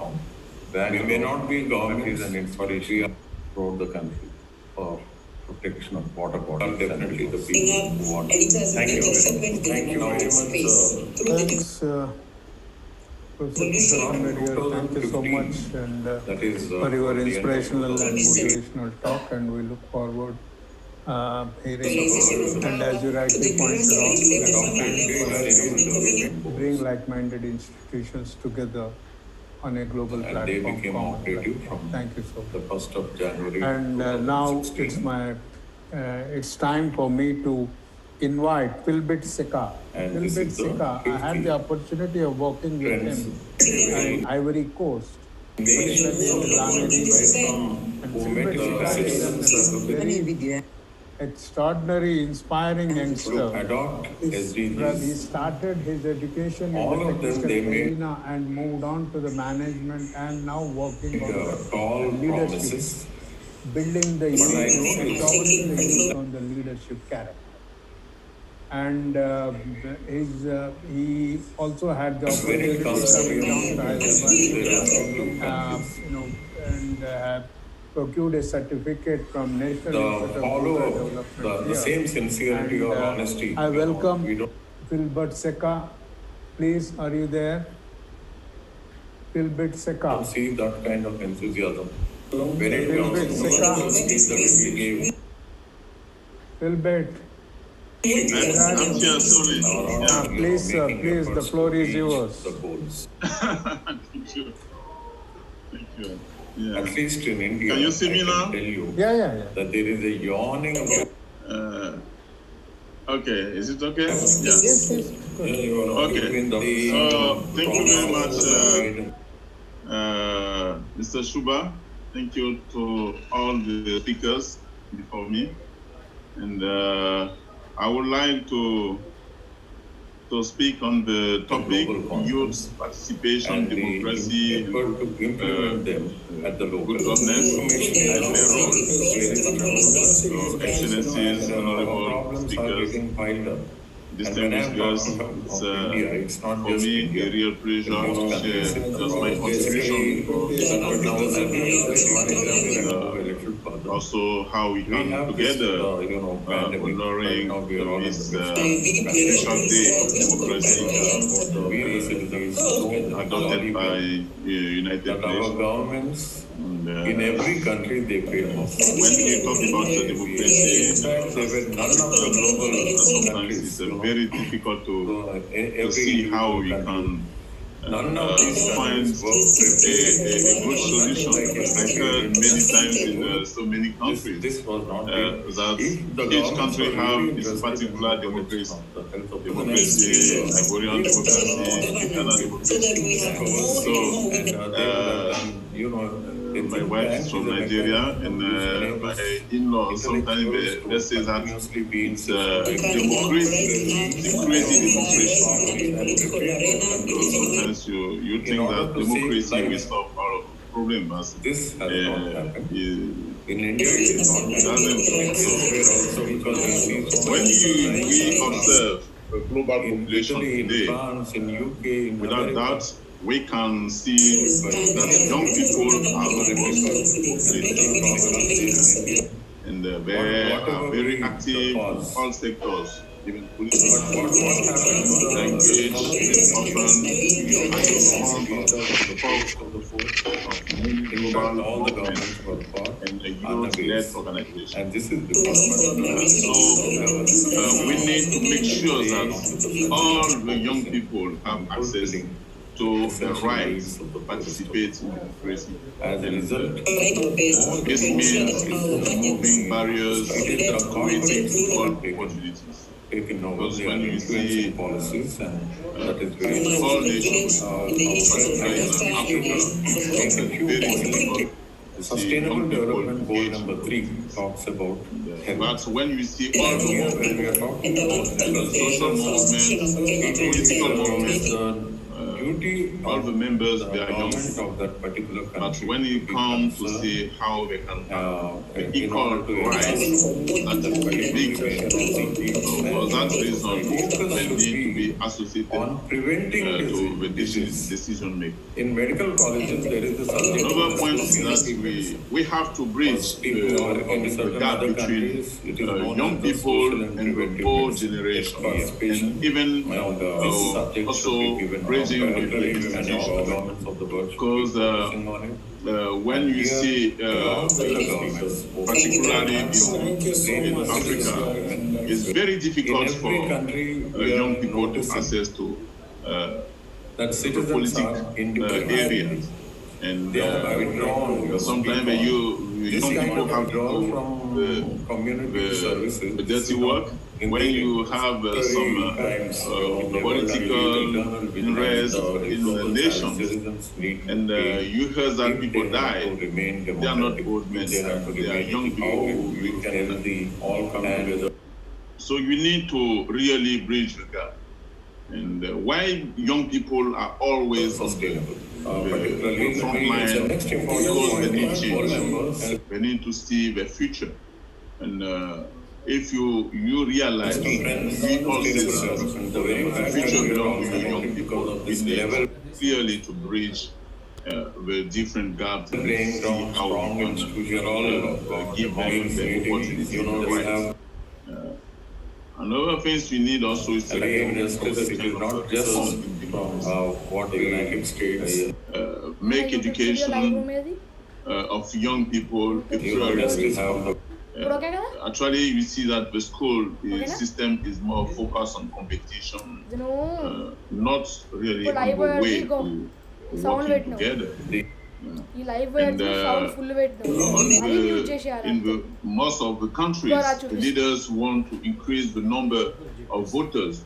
So they just bring the age down to 16 for some nations, and some nations is 17, 18, but not cultivating the understanding of the game of democracy. So if you want to bring down the age of those who can vote to 16, we have to start to educate young people from the secondary school how they can clearly understand the system of democracy, the system of governance, so that they know who they are voting, who they can have a kind of a clear view how to really go and give a vote to someone, to understand a political program, a development program. But not even in developing countries and also in developed countries that's been done. So it's something we really need to do. We have to create a kind of reform in the democracy so that people can understand clearly why they are voting. And if young people have to vote, we need also to permit young candidates, even age of 20s. If you need the voice of those of 16, so we have to let them choose among the candidates, their friends. We have people who are 20, 25, 30s, who are really intelligent. Also, they have skill, they have capacity to lead. Why not bring all those young people on the competition as well, so that we can see who really they will give a vote. So the government, the leaders allow to bring down the voters' age to 16, but they don't allow the candidate to be 20, 25, 30, even sometimes 40. Yeah. So it's something we have really to reflect on. If we need the world to be considered as a world of democracy, a world of good governance. So young people around the world are leading the way in demanding urgent action to protect the planet. Actually, when you see all the movements around the world, when you talk about climate change, when all the leaders gathered, they negotiate some percentage, how much percentage United States or Korea or Japan or China can reduce, or Europe. Yeah. But all the time you can see that young people, they go in front of those kind of conferences, they cry, they share their hearts, but it's not taking into action. So it's like a comedy. So those kind of things, we really ask ourselves, who is really defending our planet? Is it the young people, or is it those who are making the decision, the old generation?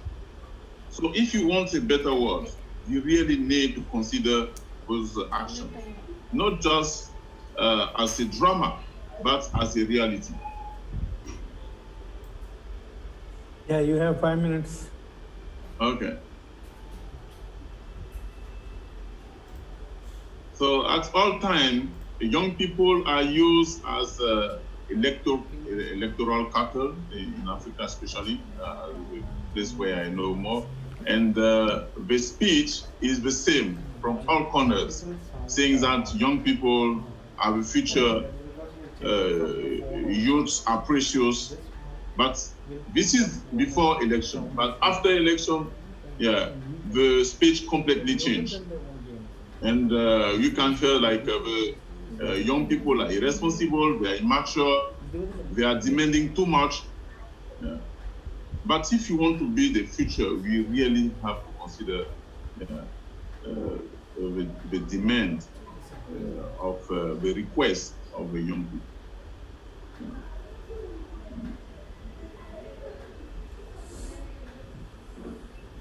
So if youths are well trained and supported in good and pure environments, they can contribute a lot to the well-standing of our planet, because they are they have a kind of a creativity, energy, and also innovation, skills, imagination. If you come together today and we can due to COVID, we can continue to speak to each other. Yeah, all the systems are not created by old people, but by young people. Means that if those young people are well trained, they can create a very nice and good system for our planet, for our world. So I would like once again to just say that we need to understand and you need to care about young people's voice when you talk about democracy, when you talk about good governance, and when you talk about politics. Thank you very much. Thank you, Philbert. A very inspirational, inspiring, motivational talk, particularly your emphasis on bridging the gap between the older generation and the younger generation. Yes, this is the big problem. And the older generation resists to change. Younger generation wants to change. So we need to find some strategies to building, some kind of a cooperation between the young and the old. Future is for the younger. We'll come back to you. Thanks once again for your contribution, and we look forward for your partnership in the future too. Thank you so much. I will. Now it's time for me to invite Dr. Ananta Sudhaka. Sir, are you there? Ananta Sudhaka. Yes, I'm here. He is a professor of communications and media. Dr. Ananta, a recipient of Carnegie Foundation, is the faculty of Texas A&M University Corpus Christi. He earned a PhD from the University of Iowa and MA in journalism from the University of Oklahoma. Ananta is former provost and vice president of academic affairs of Texas A&M University Corpus Christi. He was a dean of College of Mass Communication at Middle Tennessee State University. He will be focusing on the effective communications in building healthy democracy. Sir, the floor is yours. Thank you very much, Professor Subbarao garu, and Professor Purushottam Reddy garu. Good morning, or good afternoon, or good evening, I think, in India. We're just starting off. This is our day here. We're about 10 o'clock in the morning here. And it's good to be here. I'm pleased and honored to be invited to this webinar as a speaker. Listening to all the speakers, I truly appreciate how keenly the leaders are in making democracy work for the people. And I have a true admiration for people who do that on an everyday basis.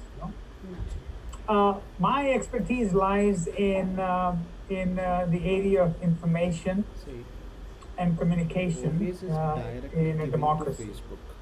Now, as you know, democracy depends on a well-informed public, well-informed citizens to interact, to make wise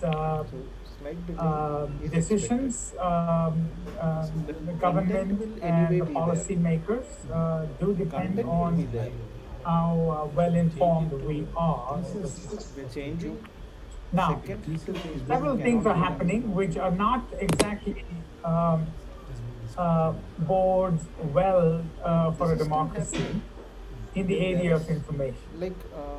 Of late, I think public is probably slowly realizing it all over the world, especially in democracy. The information that flows into the society has been getting weaponized into polarities, pros and cons of governmental and also the flow of fake news into the society. And I think that confusing is a great element of confusion in when we have avenues of information which are politically motivated or and radical elements creating confusion in a democracy. I think we see that all over the world with the rise of social media substituting or taking over the role of the traditional media in informing the public in the flow of information and news. So we have, my concern is in the area of public opinion formation in a democracy. And when you have even a free society, struggles in the area of public opinion and voting behavior, how people make choices. And at least in the United States, you begin to see, I think the first speaker, Maryam, has alluded to, is that the main pillars of Prime Minister. are basically, the executive branch, which is the President of the United States, the legislative branch, which is the governmental elected body, and the judiciary, which is the courts, and the fourth pillar, which is probably the most critical one in a democracy, is the media, is the news media that have to make all the other three branches of government work and keep public informed about the first three branches of the government. And that media, by the way, is now becoming more radicalized as the news sources are becoming multiplied. And social media is now dominating that flow of information into the society, which creates multiple sources of information, but not necessarily better informed public. I think the public is now more divided in the United States than ever before. And I'm seeing that even in India, in my frequent trips to India, public are getting more politicized in a sort of a negative way, because they don't see eye to eye on the differences they have. I think they're getting more emotional, more angry if you don't agree with them. And it's all because the news media have radicalized literally to the extreme points, creating that kind of a polarity between the public at large. And I see that when you have tech companies like Microsoft, Google, Amazon, Apple, and Facebook,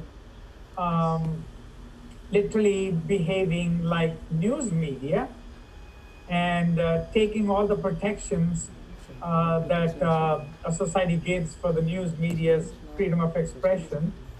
But actually they're technology firms which are more keen on making profits rather than informing the public. So the problem comes when the traditional gatekeepers of credible information, which were the newspapers at one time, magazines, television news coverage, are now becoming weaker, and social media are taking over that critical role of informing the public, but they come with very politically motivated or marketable commodification of information that they're keen on selling to the public rather than informing the public. So the credibility of news sources is decreasing, and you can see that right now in the pandemic, the coronavirus creation in the media and in the public in the United States, and the lack of credible information. Where does it come from? Is it the government which is giving you credible information, or is it the scientific sources which are now being manipulated by the government to give a certain type of information that could be misleading the public at large? So the traditional news industry is now taking the backseat to the high-tech companies that are pushing certain information with certain agenda, ulterior motives, or selfish interests to the public at large. So, it reminds me of one of the greatest American journalists of last century, Walter Lippmann, who said that a healthy democracy is possible only through informed public and responsible media. And so we are now struggling to see whether we have an informed public, whether we have a better informed public because we have more sources of information, or do we have a credible media which are now probably more inclined towards supporting one political party or over the other. So we have, for example, in the United States, Fox News, which is leaning towards the Republican Party, supporting President Trump and his agenda, and leaning towards the right. And then we have organizations like MSNBC News, which is supporting the Democratic Party and leans to the left. So rarely we see New York Times, Washington Post, maybe even CNN in the center, gaining more public exposure. People are now getting used to getting opinionated news or slanted news and information. So they lean towards either the Fox News, which is the largest viewing and consumed news outlet in the United States, or the MSNBC and some other outlets on the left. So we see this crisis of public opinion, the way I see it, is that we're not getting balanced, objective news at large. We are getting more opinionated and divided news, which is leading to people in the United States and in open democracies developing very biased opinions instead of looking at things in objective manner. So we're looking at the pandemic, even a human crisis of a disease can be politicized, and the information regarding the pandemic has political motives now, because one party in power in the United States wants to tell the public everything is fine, pandemic is not a big problem, it's going away, while the scientific community, on the other hand, saying all the evidence proves otherwise, it's getting worse. So you will see right now the United States being the most advanced technologically and capable of informing its public, probably the better way than most countries, is suffering the highest number of deaths due to the pandemic, and the highest amount of a number of people who are infected by the coronavirus. So it goes unabated, and people are still in confusion, mainly because there are no credible sources of information, and the politicized so-called news media are now social media, which have vested interest in making more profit rather than informing the public.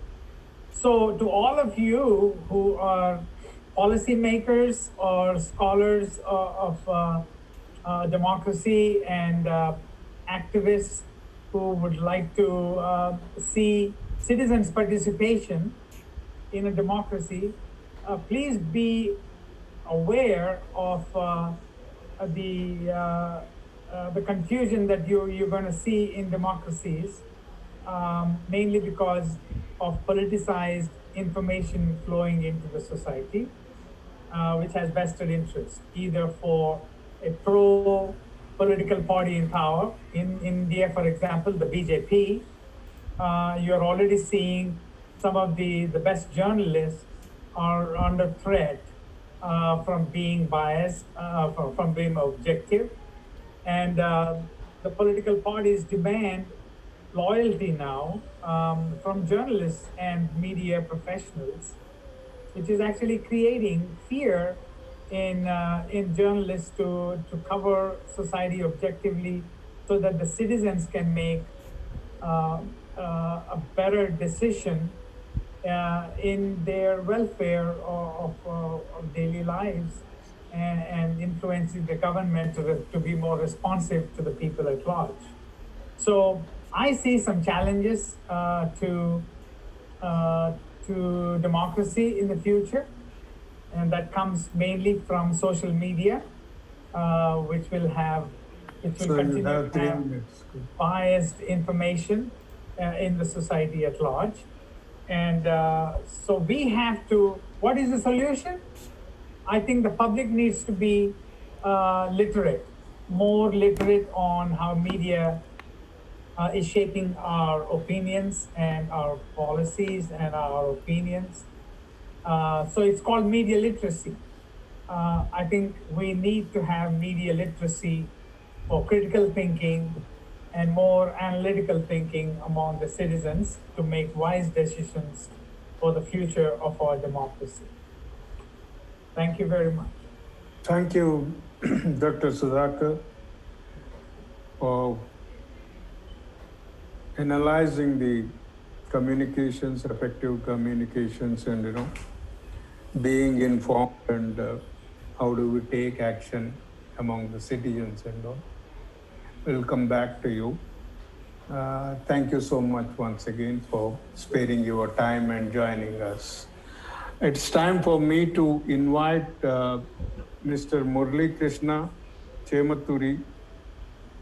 He's an engineer by profession and education, a philosopher, author, and a community volunteer. I met him almost 12 years back, working on a lake in the neighborhood. And he is so motivational. He brings all the neighborhood and, in protecting the lake here in Hyderabad. Now he is in USA, and I invite him. Mr. Murali Krishna Garu, hello, are you there? Yes, sir, I am here. Yeah, and please, you have some 15 minutes to go. Okay, sir. Okay, thank you so much. Please, the floor is yours. Thank you, sir. I wish you all a very good day, and I thank Mr. Subbarao for giving me this opportunity to be with all of you and share my views. I would like to share my screen. Can I share my screen, sir? It is disabled. If I can share, I made a presentation, I can show things. Yeah, share, screen share. Share.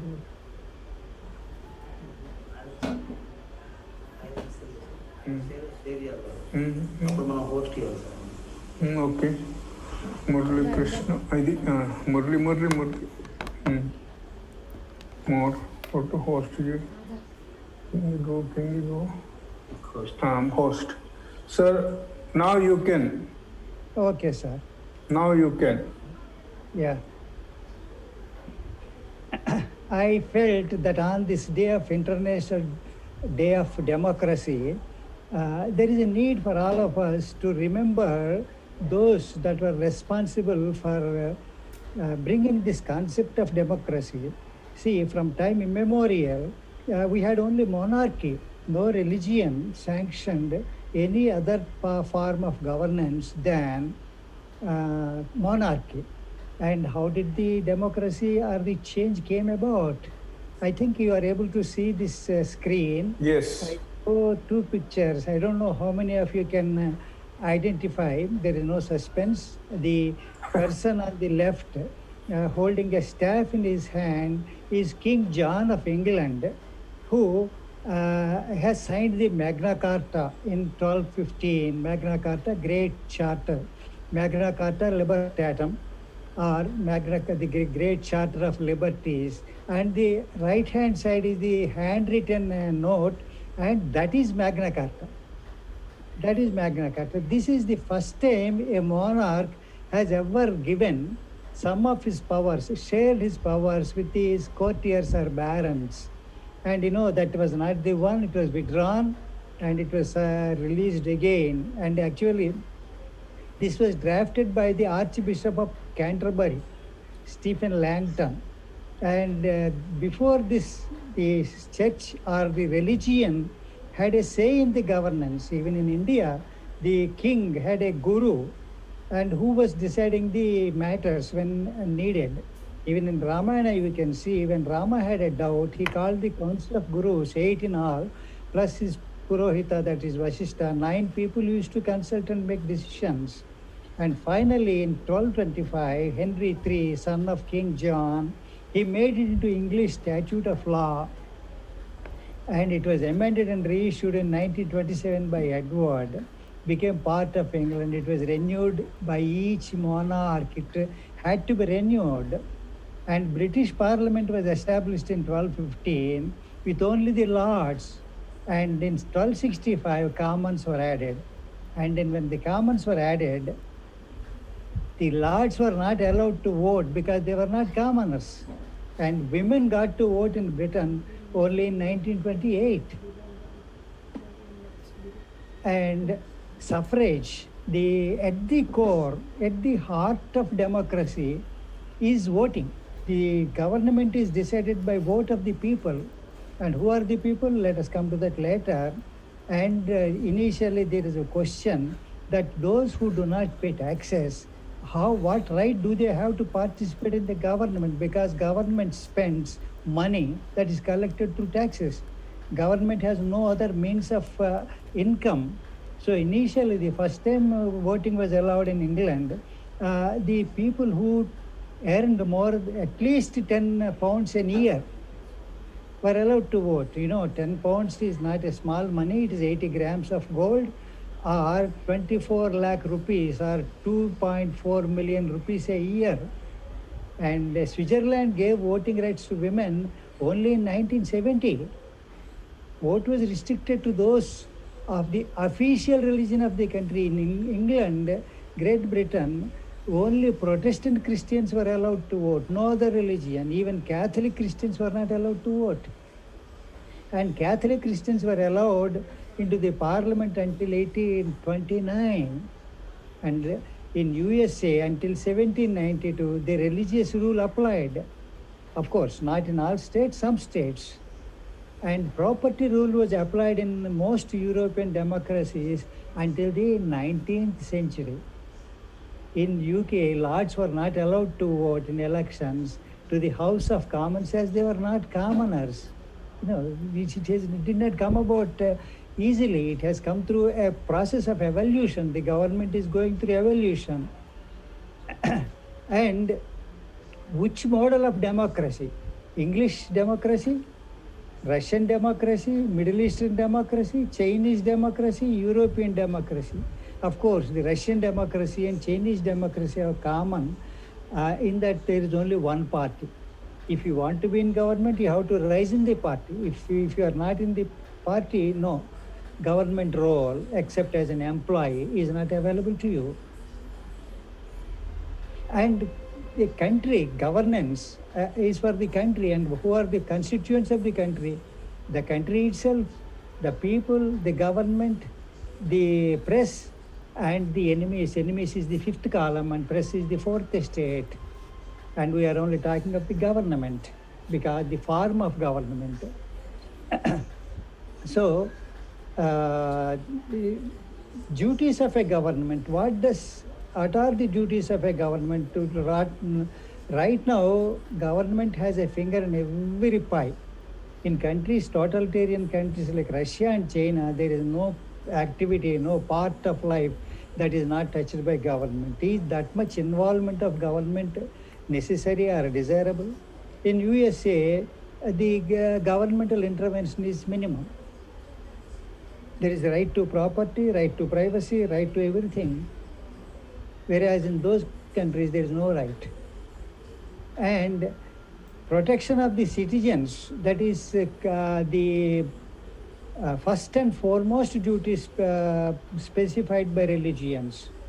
Protection of people from external forces and protection of people from internal forces. Criminals, cheats, scamsters, all these people. This is the only duty specified by religions. Now, of course, we have taken on more roles. The government is almost into everything. And the basis of governments. Earlier, the basis of governments was the religion. When Britain made it secular, that they did not mean any religion can come in. They did not allow other religious people to vote. But they said the governance is separated from the religion. The governance is not based on the holy book, but it is based on a set of rules formed by the government or the parliament or the representatives of the people.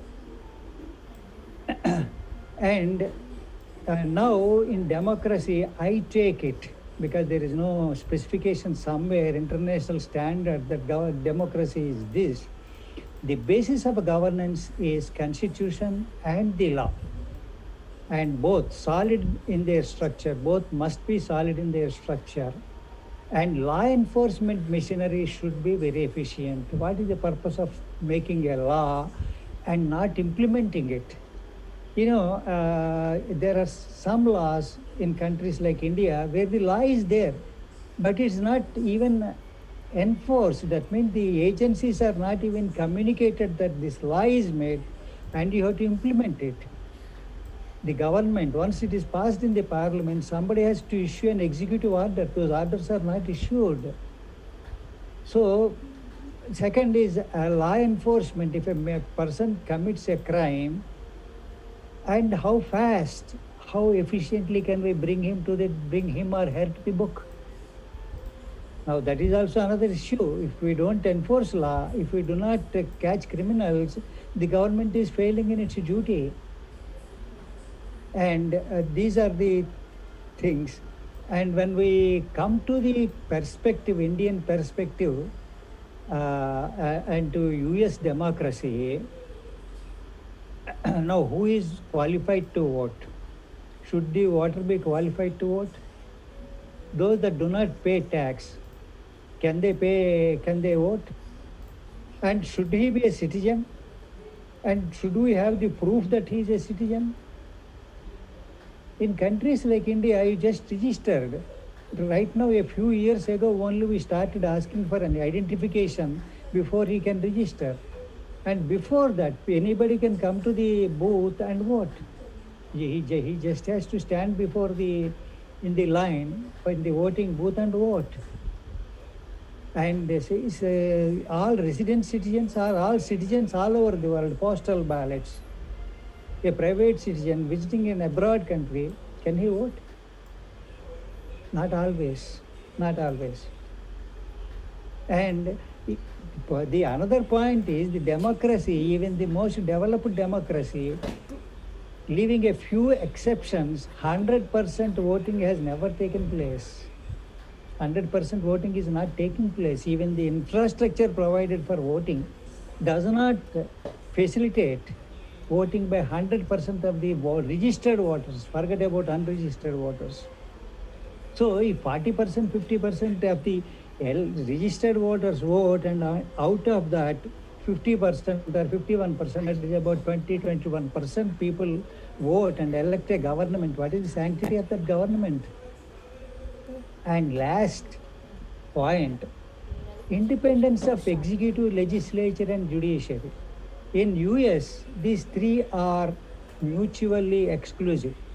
The executive does not sit in the legislature, and the legislators do not come and do the execution.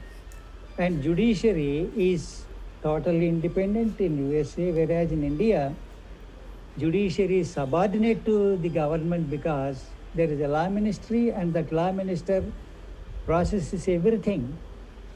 Practically all the judges are under the thumb of this legal minister of law.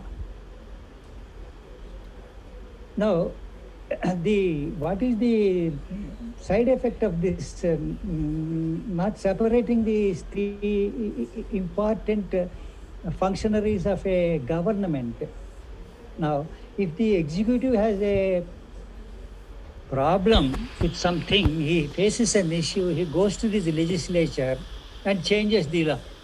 For example, in 1980s, when the Supreme Court gave a judgment in Sabano case, the government, the Prime Minister went to the legislature and changed the constitution itself. If the constitution itself is not sacrosanct, what else is sacrosanct in the country, in the government? For example, Indian government or Indian democracy is just 70 years old. In 1950, the constitution was approved and rolled out, and 70 years, and we made 104 amendments to the constitution. Whereas the US democracy is 244 years old and they made only 27 amendments. And the amendments are almost all the time initiated by the executive in India. The Prime Minister comes and changes something because it's inconvenient. Because the President is returning the files without signing, force that President, they change the Constitution that the President is forced to sign anything. Now, in such a case, why do we need a President with all that expenditure if he rubber stamp? The Prime Minister can sign the document, or the Chief Secretary can sign the document. For signature, we need a President and spend so much money. These are all questions. These are all questions. And the US democracy is a mature democracy, and it is a limited dictatorship, because dictatorship has some positive points. They can do action, they can take quick decisions, and they can do. So they have only limited dictatorship, and no president cannot be voted to power for more than 2 times. The only president to have been elected more than twice is Franklin Delano Roosevelt. The next president, Harry Truman, restricted it to 2 terms. And this is not absent in India. A person can become chief minister or governor or a prime minister or a minister, keep on getting elected 20 years, 30 years, 40 years. Of course, the maximum tenure was 17 years or so far, but there is no restriction. Keeping a restriction certainly will force the person to think of general good, general welfare. Sir, you have 3 minutes more. It will stop the executive from doing bad things. And the real people who run the government are not the politicians in any country. The real people that run the government is the bureaucracy. This is the departmental heads in the government. They run the government. The politicians only keep mouthing what the departmental heads give notes to them. Now, how do we restrict the power of bureaucracy and make them accountable? They are completely unaccountable to anybody. Because you cannot terminate a bureaucrat. He is there for life. What all that can be done is transfer him. Transfer him from one position to the other position. He is always at the top. He keeps on damaging one entity after the other entity. An inefficient, bad person, a villain. And who sees to the oversight of the bureaucracy? In USA, there are committees in the legislature, in the Senate and in the House of Representatives. They form committees, Foreign Relations Committee, Defense Committee, this committee, that committee, and they summon the bureaucrats to the Parliament, to the Congress, and they question them publicly, because it is televised, it is a telecast. So in public they question, and in public they answer, and it is reported freely. In India, unfortunately, the bureaucracy is immune to everything. Unless this bureaucracy is made accountable, real governments or the real people say in the governance cannot come about. So friends, I do not wish to take much of the time. I wish to put the issues in governance and the evolution of the governance in the country, in the world, and also to compare and contrast the Indian democracy with that of the USA. I only brought out the salient points, and I think this is enough for me to say. Many eminent voices have spoken. Yes, in democracy also we will have to define. Internationally we have to come about and say multi-party system should be there. If you are only one party, can it be called democracy? And if the politicians, executive changes the rules, makes the rules and judges the trespasses, can that be called a democracy? And if the press is partisan, can it be called a democracy? These are all the questions I put before you. Of course, I do not have right away answers. We will have to work on it. And I thank Subbarao Garu, Purushottam Reddy Garu, and all the others who have allowed me a small voice to raise in this forum and talk to you. All of you thank you and have a great day, sir. Thank you, Murali Krishna Garu. Thank you so much for your valuable contribution on evolution of democracy.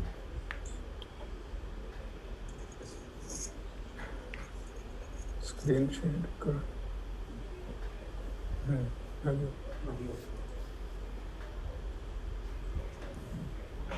Yes. Okay, sir, as you rightly pointed out, there is a long way to go in actually sensitizing and bringing more awareness and responsibility among the citizens on the democracy and participation of the people.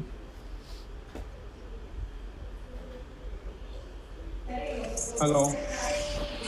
Yes, sir. Yeah, hope everybody can hear me. Okay.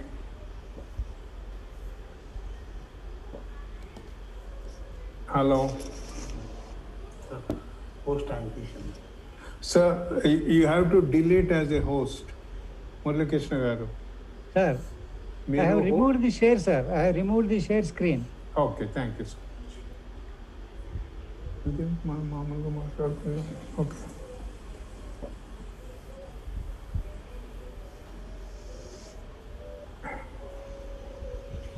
Hello. Yes, sir. I hope everybody can hear me.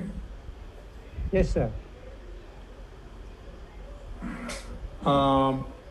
I thank all the speakers, and we have very interesting, not the questions, but the queries. Friend from Chandra Dasaka, he raised, can we recall? This reminds me of Mr. Late Krishnakantji, who was our vice president, who was always emphasizing on the importance of recall, introducing recall in the election process and in the democracy. That is one another key vital instrument that needs to be thought of. And the second most important thing is how do we make the bureaucracy accountable for their actions? And it is also very sad to know and observe that most of the judicially verdicts, judgments, historical judgments are not being implemented in most of the countries, including India. So we need to look into these aspects of it. And it is important. We are not even able to reach more than 30% in urban areas for the voting. So people have to build their own responsibilities on this. And there is one question for Miss Maryam. Are you there, madam? Yes, I'm here. Yeah, someone is asking on the difference between the people and the citizens. How do you differentiate it? Well, I was using those terms interchangeably. I mean, in the United States, in all the states, you have to be a citizen to vote, and you have to be a citizen, obviously, to run for U.S. president, but you don't have to be a citizen necessarily to participate in in politics. But if you're going to run for a local seat, you have to be a citizen. So, but participating, speaking out, volunteering on a board or of a local government body, like municipalities often have volunteer boards. You don't necessarily have to be a citizen in those cases. So when I use the word citizen, I'm not talking about born in the U.S. or naturalized in the U.S. necessarily. I'm talking more generally about the citizenry or the people in general, the public at large. I will distinguish that from voting age population, from citizens with a capital C who are allowed to vote and allowed to run for office. Thank you. And I see Mr. Porus Dada Boy. Sir, are you there? I thank him for, for his full cooperation, And we have some more people from Ivory Coast, Natali, are you there? Natali and others. And we also have people from Nepal, Sharmili. Would you like to share anything, Ms. Sharmila? Hello? Okay. I move on to, hello? Hello? I invite Mr. Kumar Kalanandamani, who is a Gandhian follower and a friend of mine for the last 32 years. Lives in Goa. Sir, mute your mic, sir. Mute your mic, sir. Madligaru. And Kumar Kalanandamani, you would like to share anything, please, sir. Unmute your mic.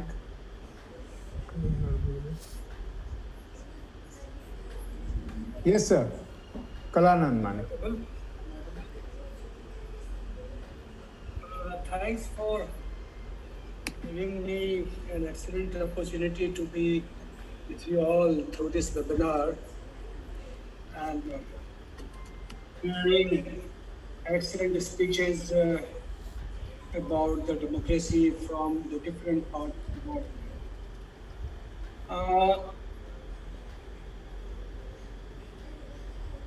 All 7 speakers have tried to touch the various aspects of democracy and what they are doing in their respective areas. Their works, their concerns are enough to make us to believe that the democracy may exist. Now we are facing many challenges. The speaker, I have not raised a concern about threat to democracy because of the growing centralization of resources globally. The world is now in the hand of FANG. The FANG, I'm sure you are aware, is the Facebook, Amazon, Netflix, and the Google. So the American corporates have almost conquered the whole world. And this was the worries of Mahatma Gandhi too in 1916, and on December 26, 1916, he said that the American way of making wealth must be discarded. Otherwise, the world will be in a deep crisis a day. And we see that the way the resources are getting centralized and way the people are becoming poorer and poorer is the biggest threat to the democracy. If the humans are facing existential crisis, from where the democracy will fall. And I see the entire crisis, if I have to summarize in 5G. This 5G is not a very ancient one. It's just 30 plus years old. The first G is globalization. And we were told in 90s that through globalization, the world will become global village and there will be a lot of development. There were supporters and there were people who globally, there were people who had apprehension about the good impact of globalization. Within few years, globalization started withering away with the new crisis called global economic crisis. And we have gone through that. And that manifested, globalization manifested into global economic crisis. Global economic crisis manifested into global terrorism. And whole of the world is not working for uplifting the human values, but trying to counter the state-dominated global terrorism. The fourth G, which again is a matter of concern, is the global warming. And now the fifth G is a global pandemic. The more destruction has come not from the coronavirus, but the more destruction has come the way the coronavirus pandemic has been governed by the political class and economic class world over. In this kind of scenario, where the resources, the resource-based inequality is growing world over. India is not exception to it. The lockdown has created more inequalities and more insecurity before the people. And therefore, when we see the centralization of global resources, when we see that the government is more looking in terms of dominating the resources and the people with wisdom, when we see that media is doing the propaganda, not sharing the information, and when we see that the whole world is falling in the hand of the poor corporates of America, the democracy certainly is under great risk. I would love to hear something about this, that how our learned panelists are looking the whole agenda of democracy in the era of extremely centralization of the resources. Thank you very much.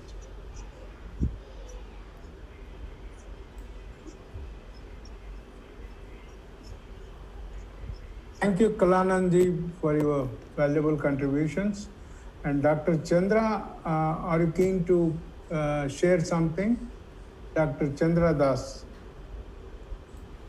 Dr. Chandra Dasaka. Sir, thank you, sir. This is Chandra Dasaka from Yes, 2 minutes, sir. Don't curse me. I understand.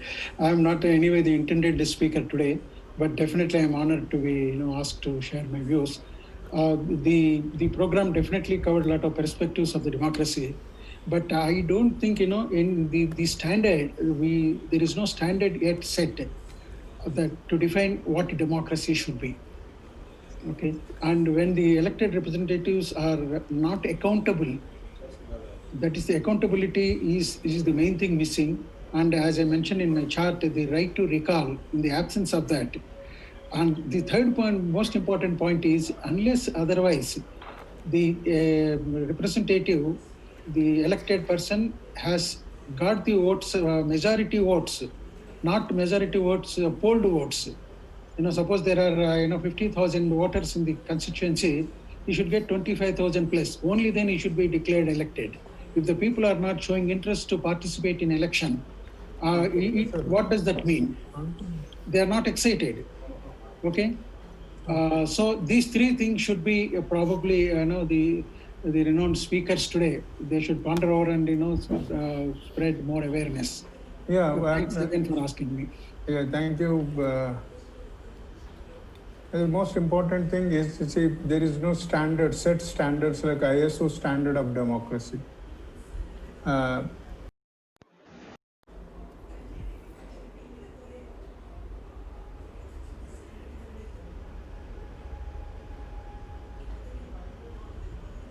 Philbert, I think you are there. On the process we just started, and we are trying to build a document, start documenting on the best practices of democracy, because there is no ISO 14,000 for a democracy, standardizing the democracy. If we standardize the democracy, the problem will be we may be killing the spirit of diversity in the democracy. So we have to look into these aspects of it. Since I'm exposed to most extreme poverty countries, to the India, to the US and Europe, I have seen the diversity. And the most important thing what I feel is, as a moderator, I have the privilege of speaking. The most important thing is, how do we promote the awareness on agree to disagree? This should be the key point in the democracy. There could be several, controversies, but how do we come together to accept for a common cause? This is most important. And what I strongly believe is building the democracy. This is most important. Conflicts are there. How do we resolve the conflict? How do we bring people on a common platform to agree to disagree? And how do we ensure and strengthen the recall mechanism? These are all the issues. And I strongly believe, having associated and influenced by the Gandhian institution, there are 4 principles for the democracy. One is a sense of belongingness. Yes, I belong to Hyderabad, I belong to Illinois, I belong to Texas, I belong to Boston, whatever it is. I belong to this, and I must do something for this. A sense of belongingness, a sense of responsibility among the communities. That includes everybody. Government is not different. Government is emerged out of the peoples. And sense of sharing. Today the global conflict, as rightly pointed out by my friend Kalanan, the global conflict is somebody is enmassing the entire, siphoning out the resources. We are talking of equity. We are talking of gender, equality. So, sense of sharing is the core principle. Sense of belongingness, sense of responsibility, sense of sharing. And as rightly pointed out by my motivator, Professor Purushottam Reddy, sense of trusteeship among the people. Because we are not the last generation on this planet. So how do we transform? How do we pass on the baton of a sense of trusteeship to the coming generations, ensuring them a healthy, livable planet? That is most important. That is what I feel. And thank God, people have accepted across the world, except for the Southeast Asia, coming together and building the partnerships on these aspects of it. This is a beginning day, and I thank them from bottom of my heart. Maryam Judar and Porus Dada Boy, and Efrezi Yao from Ivory Coast, Philbert Seka, Lucy from Kenya, and Dr. Sudhakar from Texas, and my own inspirator, Mr. Murli Krishna from USA. These are the things we need to bring together and try to develop a synergy. And my professor, Dr. Harsh, he wants to share something. Dr. Harsh, are you there? I think you got tired. Dr. Harsh. Dr. Harsh. Unmute your mic. Unmute your mic, sir. Hello. Okay. Okay. Not at the moment. I don't want to say. It was wonderful attending the conference web seminar, but at the moment I don't want to contribute anything. Thank you very much. Thank you. Yeah, thank you. Thank you, sir. Thank you. And Professor Purushottam Reddy, are you there, sir? Professor Purushottam Reddy. Only one point. Basically, I want to thank you for the wonderful meeting. And the next meeting should be much larger, and we, the citizens who are living on this planet Earth right now, we have to express our will. I always say citizens' will precedes political will of the nations. So we have to express our will. We need to be proactive, and I'm sure some webinars like this will take us forward. Thank you, Superauga. Thank you. Mr. Porus, are you there? No, I don't hear from him, but I request Miss Maryam to conclude. Miss Maryam Judar. Miss Maryam. Are you there, madam? Miss Maryam. Hello.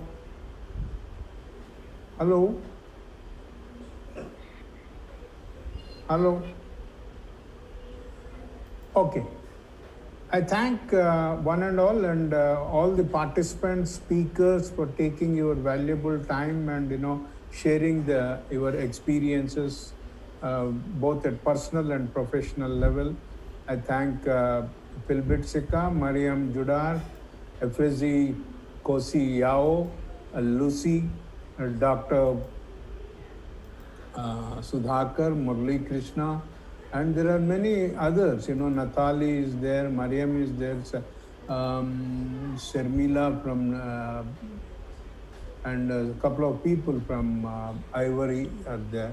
And thank you so much, and I thank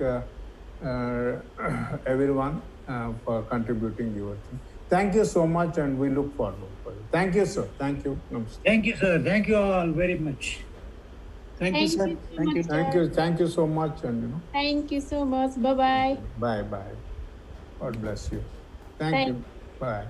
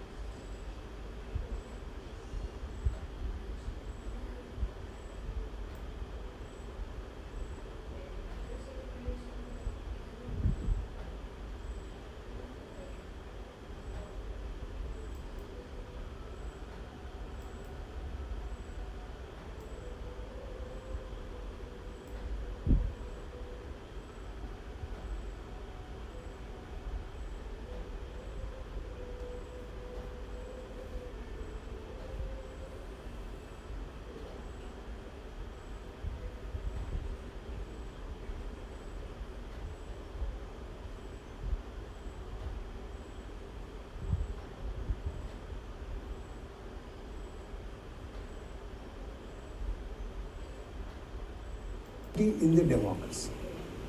So we have to look into these aspects of it.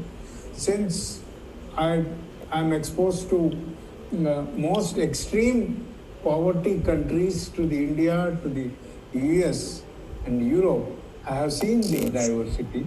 And the most important thing what I feel is, as a moderator, I have the privilege of speaking.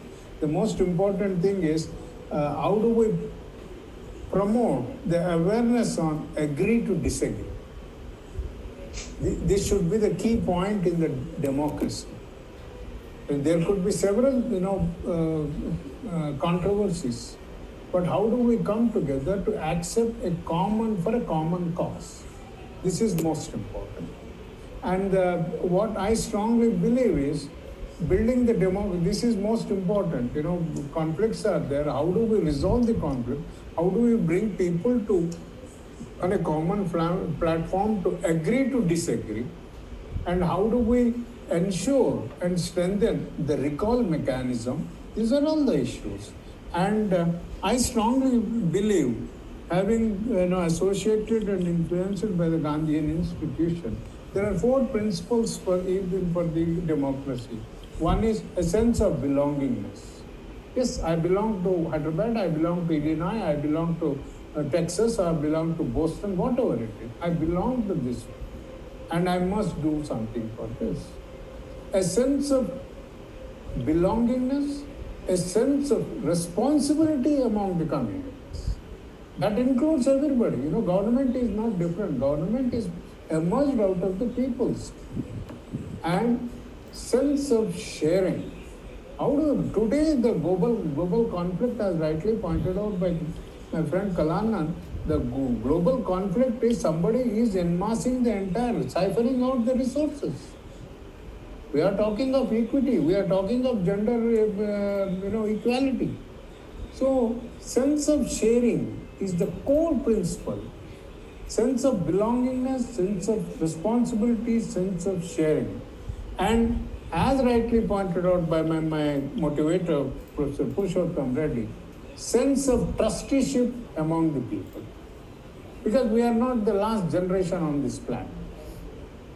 So how do we transform, how do we pass on the baton of a sense of trusteeship to the coming generations, ensuring them a healthy, livable planet? That is most important. That is what I feel. And thank God, people have accepted across the world, except for the Southeast Asia, coming together and building the partnerships on these aspects of it. This is a beginning day, and I thank them from bottom of my heart. Maryam Judar and Porus Dada Boy, and Efrezi Yao from Ivory Coast, Philbert Seka, Lucy from Kenya, and Dr. Sudhakar from Texas, and my own inspirator, Mr. Murli Krishna from USA.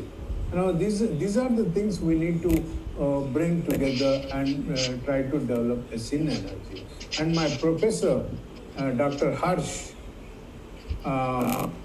he wants to share something. Dr. Harsh, are you there? I think you got tired. Dr. Harsh. Dr. Harsh.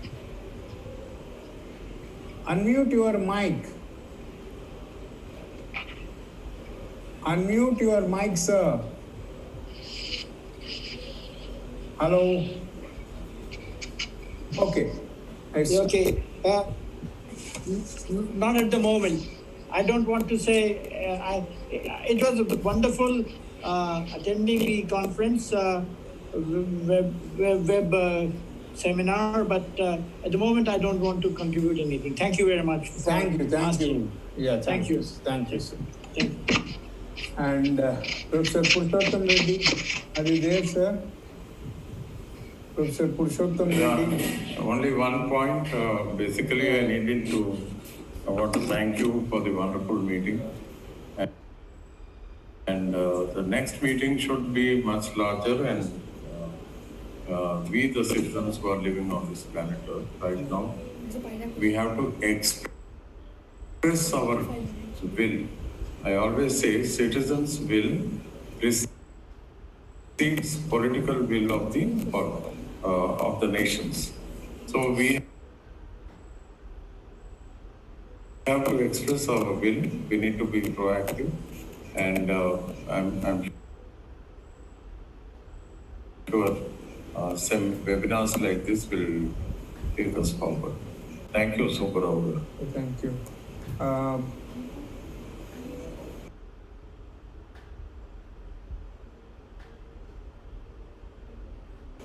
Mr. Porus, are you there? No, I don't hear from him, but I request Miss Maryam to conclude.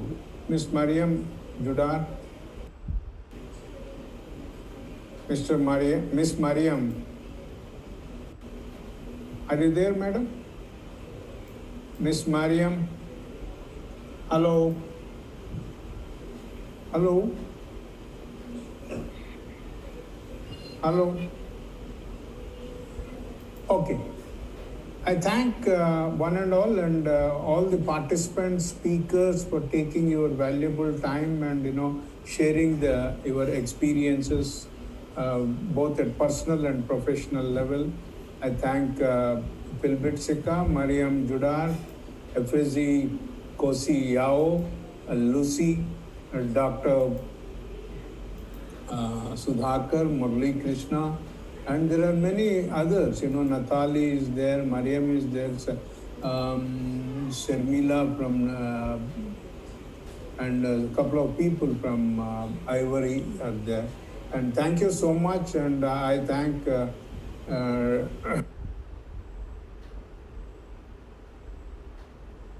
everyone for contributing your thing. Thank you so much, and we look forward.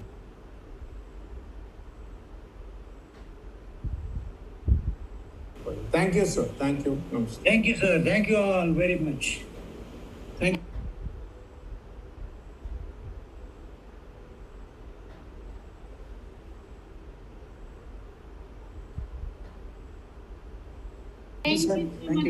Thank you so much, and Thank you so much. Bye-bye. Bye.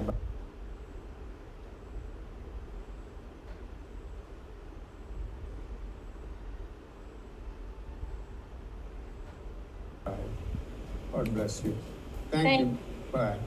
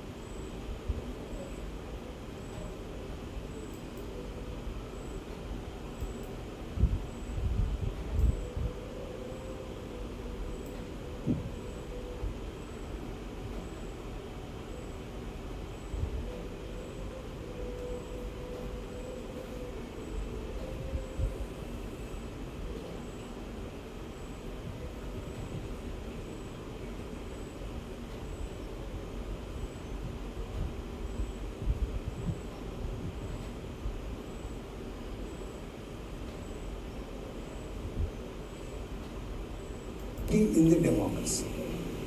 So we have to look into these aspects of it.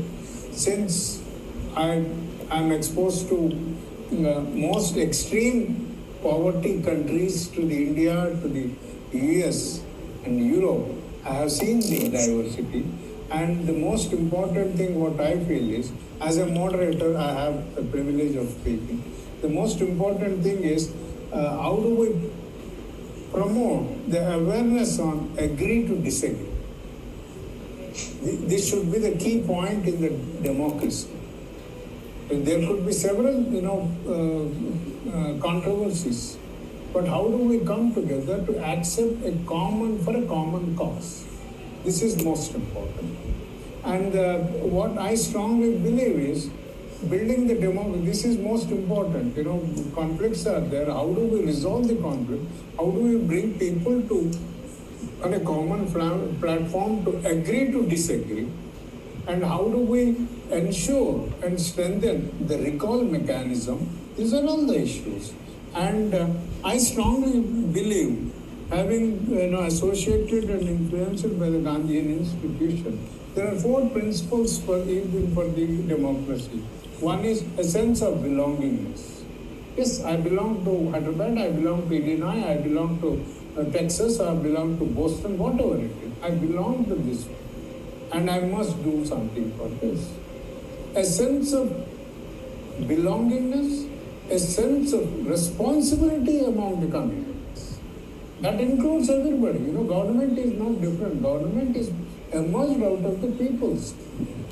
And sense of sharing. Today the global conflict, as rightly pointed out by my friend Kalanan, the global conflict is somebody is enmassing the entire, siphoning out the resources. We are talking of equity, we are talking of gender equality. So sense of sharing is the core principle. Sense of belongingness, sense of responsibility, sense of sharing. And as rightly pointed out by my motivator, Professor Purushottam Reddy, sense of trusteeship among the people. Because we are not the last generation on this planet.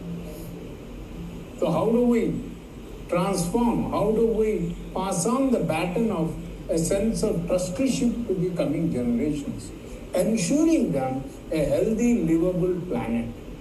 That is most important. That is what I feel.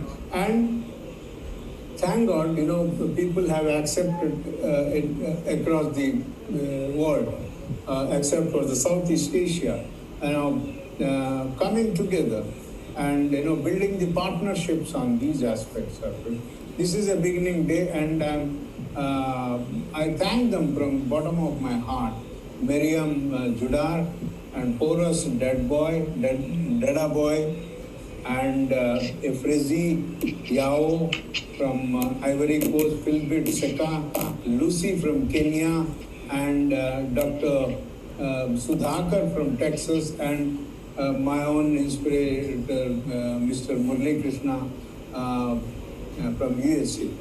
These are the things we need to bring together and try to develop a synergy. And my professor, Dr. Harsh, he wants to share something. Dr. Harsh, are you there? I think you got tired. Dr. Harsh? Dr. Harsh? Unmute your mic. Unmute your mic, sir. Hello? Okay. Okay. Not at the moment.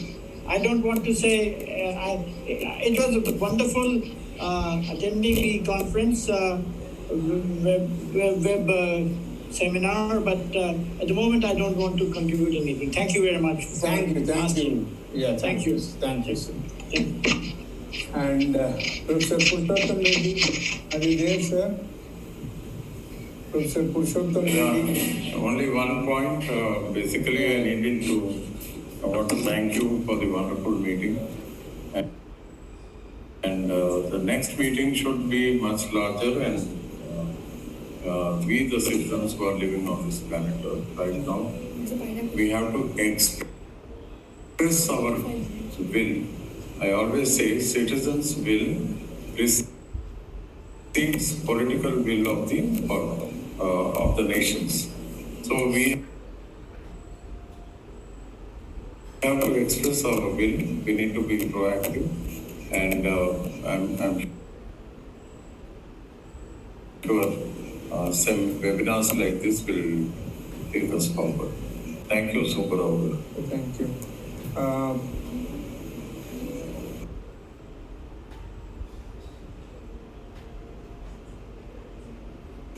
Mr. Porus, are you there? No, I don't hear from him, but I request Miss Maryam to conclude. Miss Maryam Judar. Miss Maryam. Are you there, madam? Miss Maryam? Hello? Hello? Hello? Okay. I thank one and all the participants, speakers for taking your valuable time and sharing your experiences both at personal and professional level. I thank Philbert Sika, Maryam Judar, FSG Kosi Yao, Lucy, Dr. Sudhakar, Murli Krishna, and there are many others. Natali is there, Maryam is there, Sharmila from, and a couple of people from Ivory are there. And thank you so much, and I thank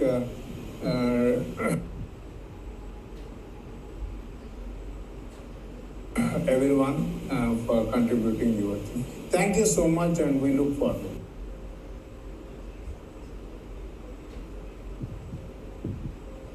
Thank you, sir. Thank you. Thank you, sir. Thank you all very much. Thank you.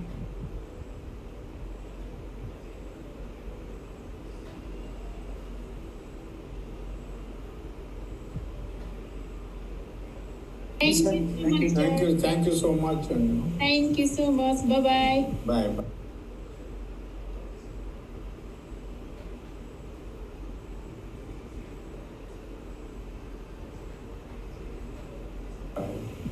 God bless you. Thank you. Bye.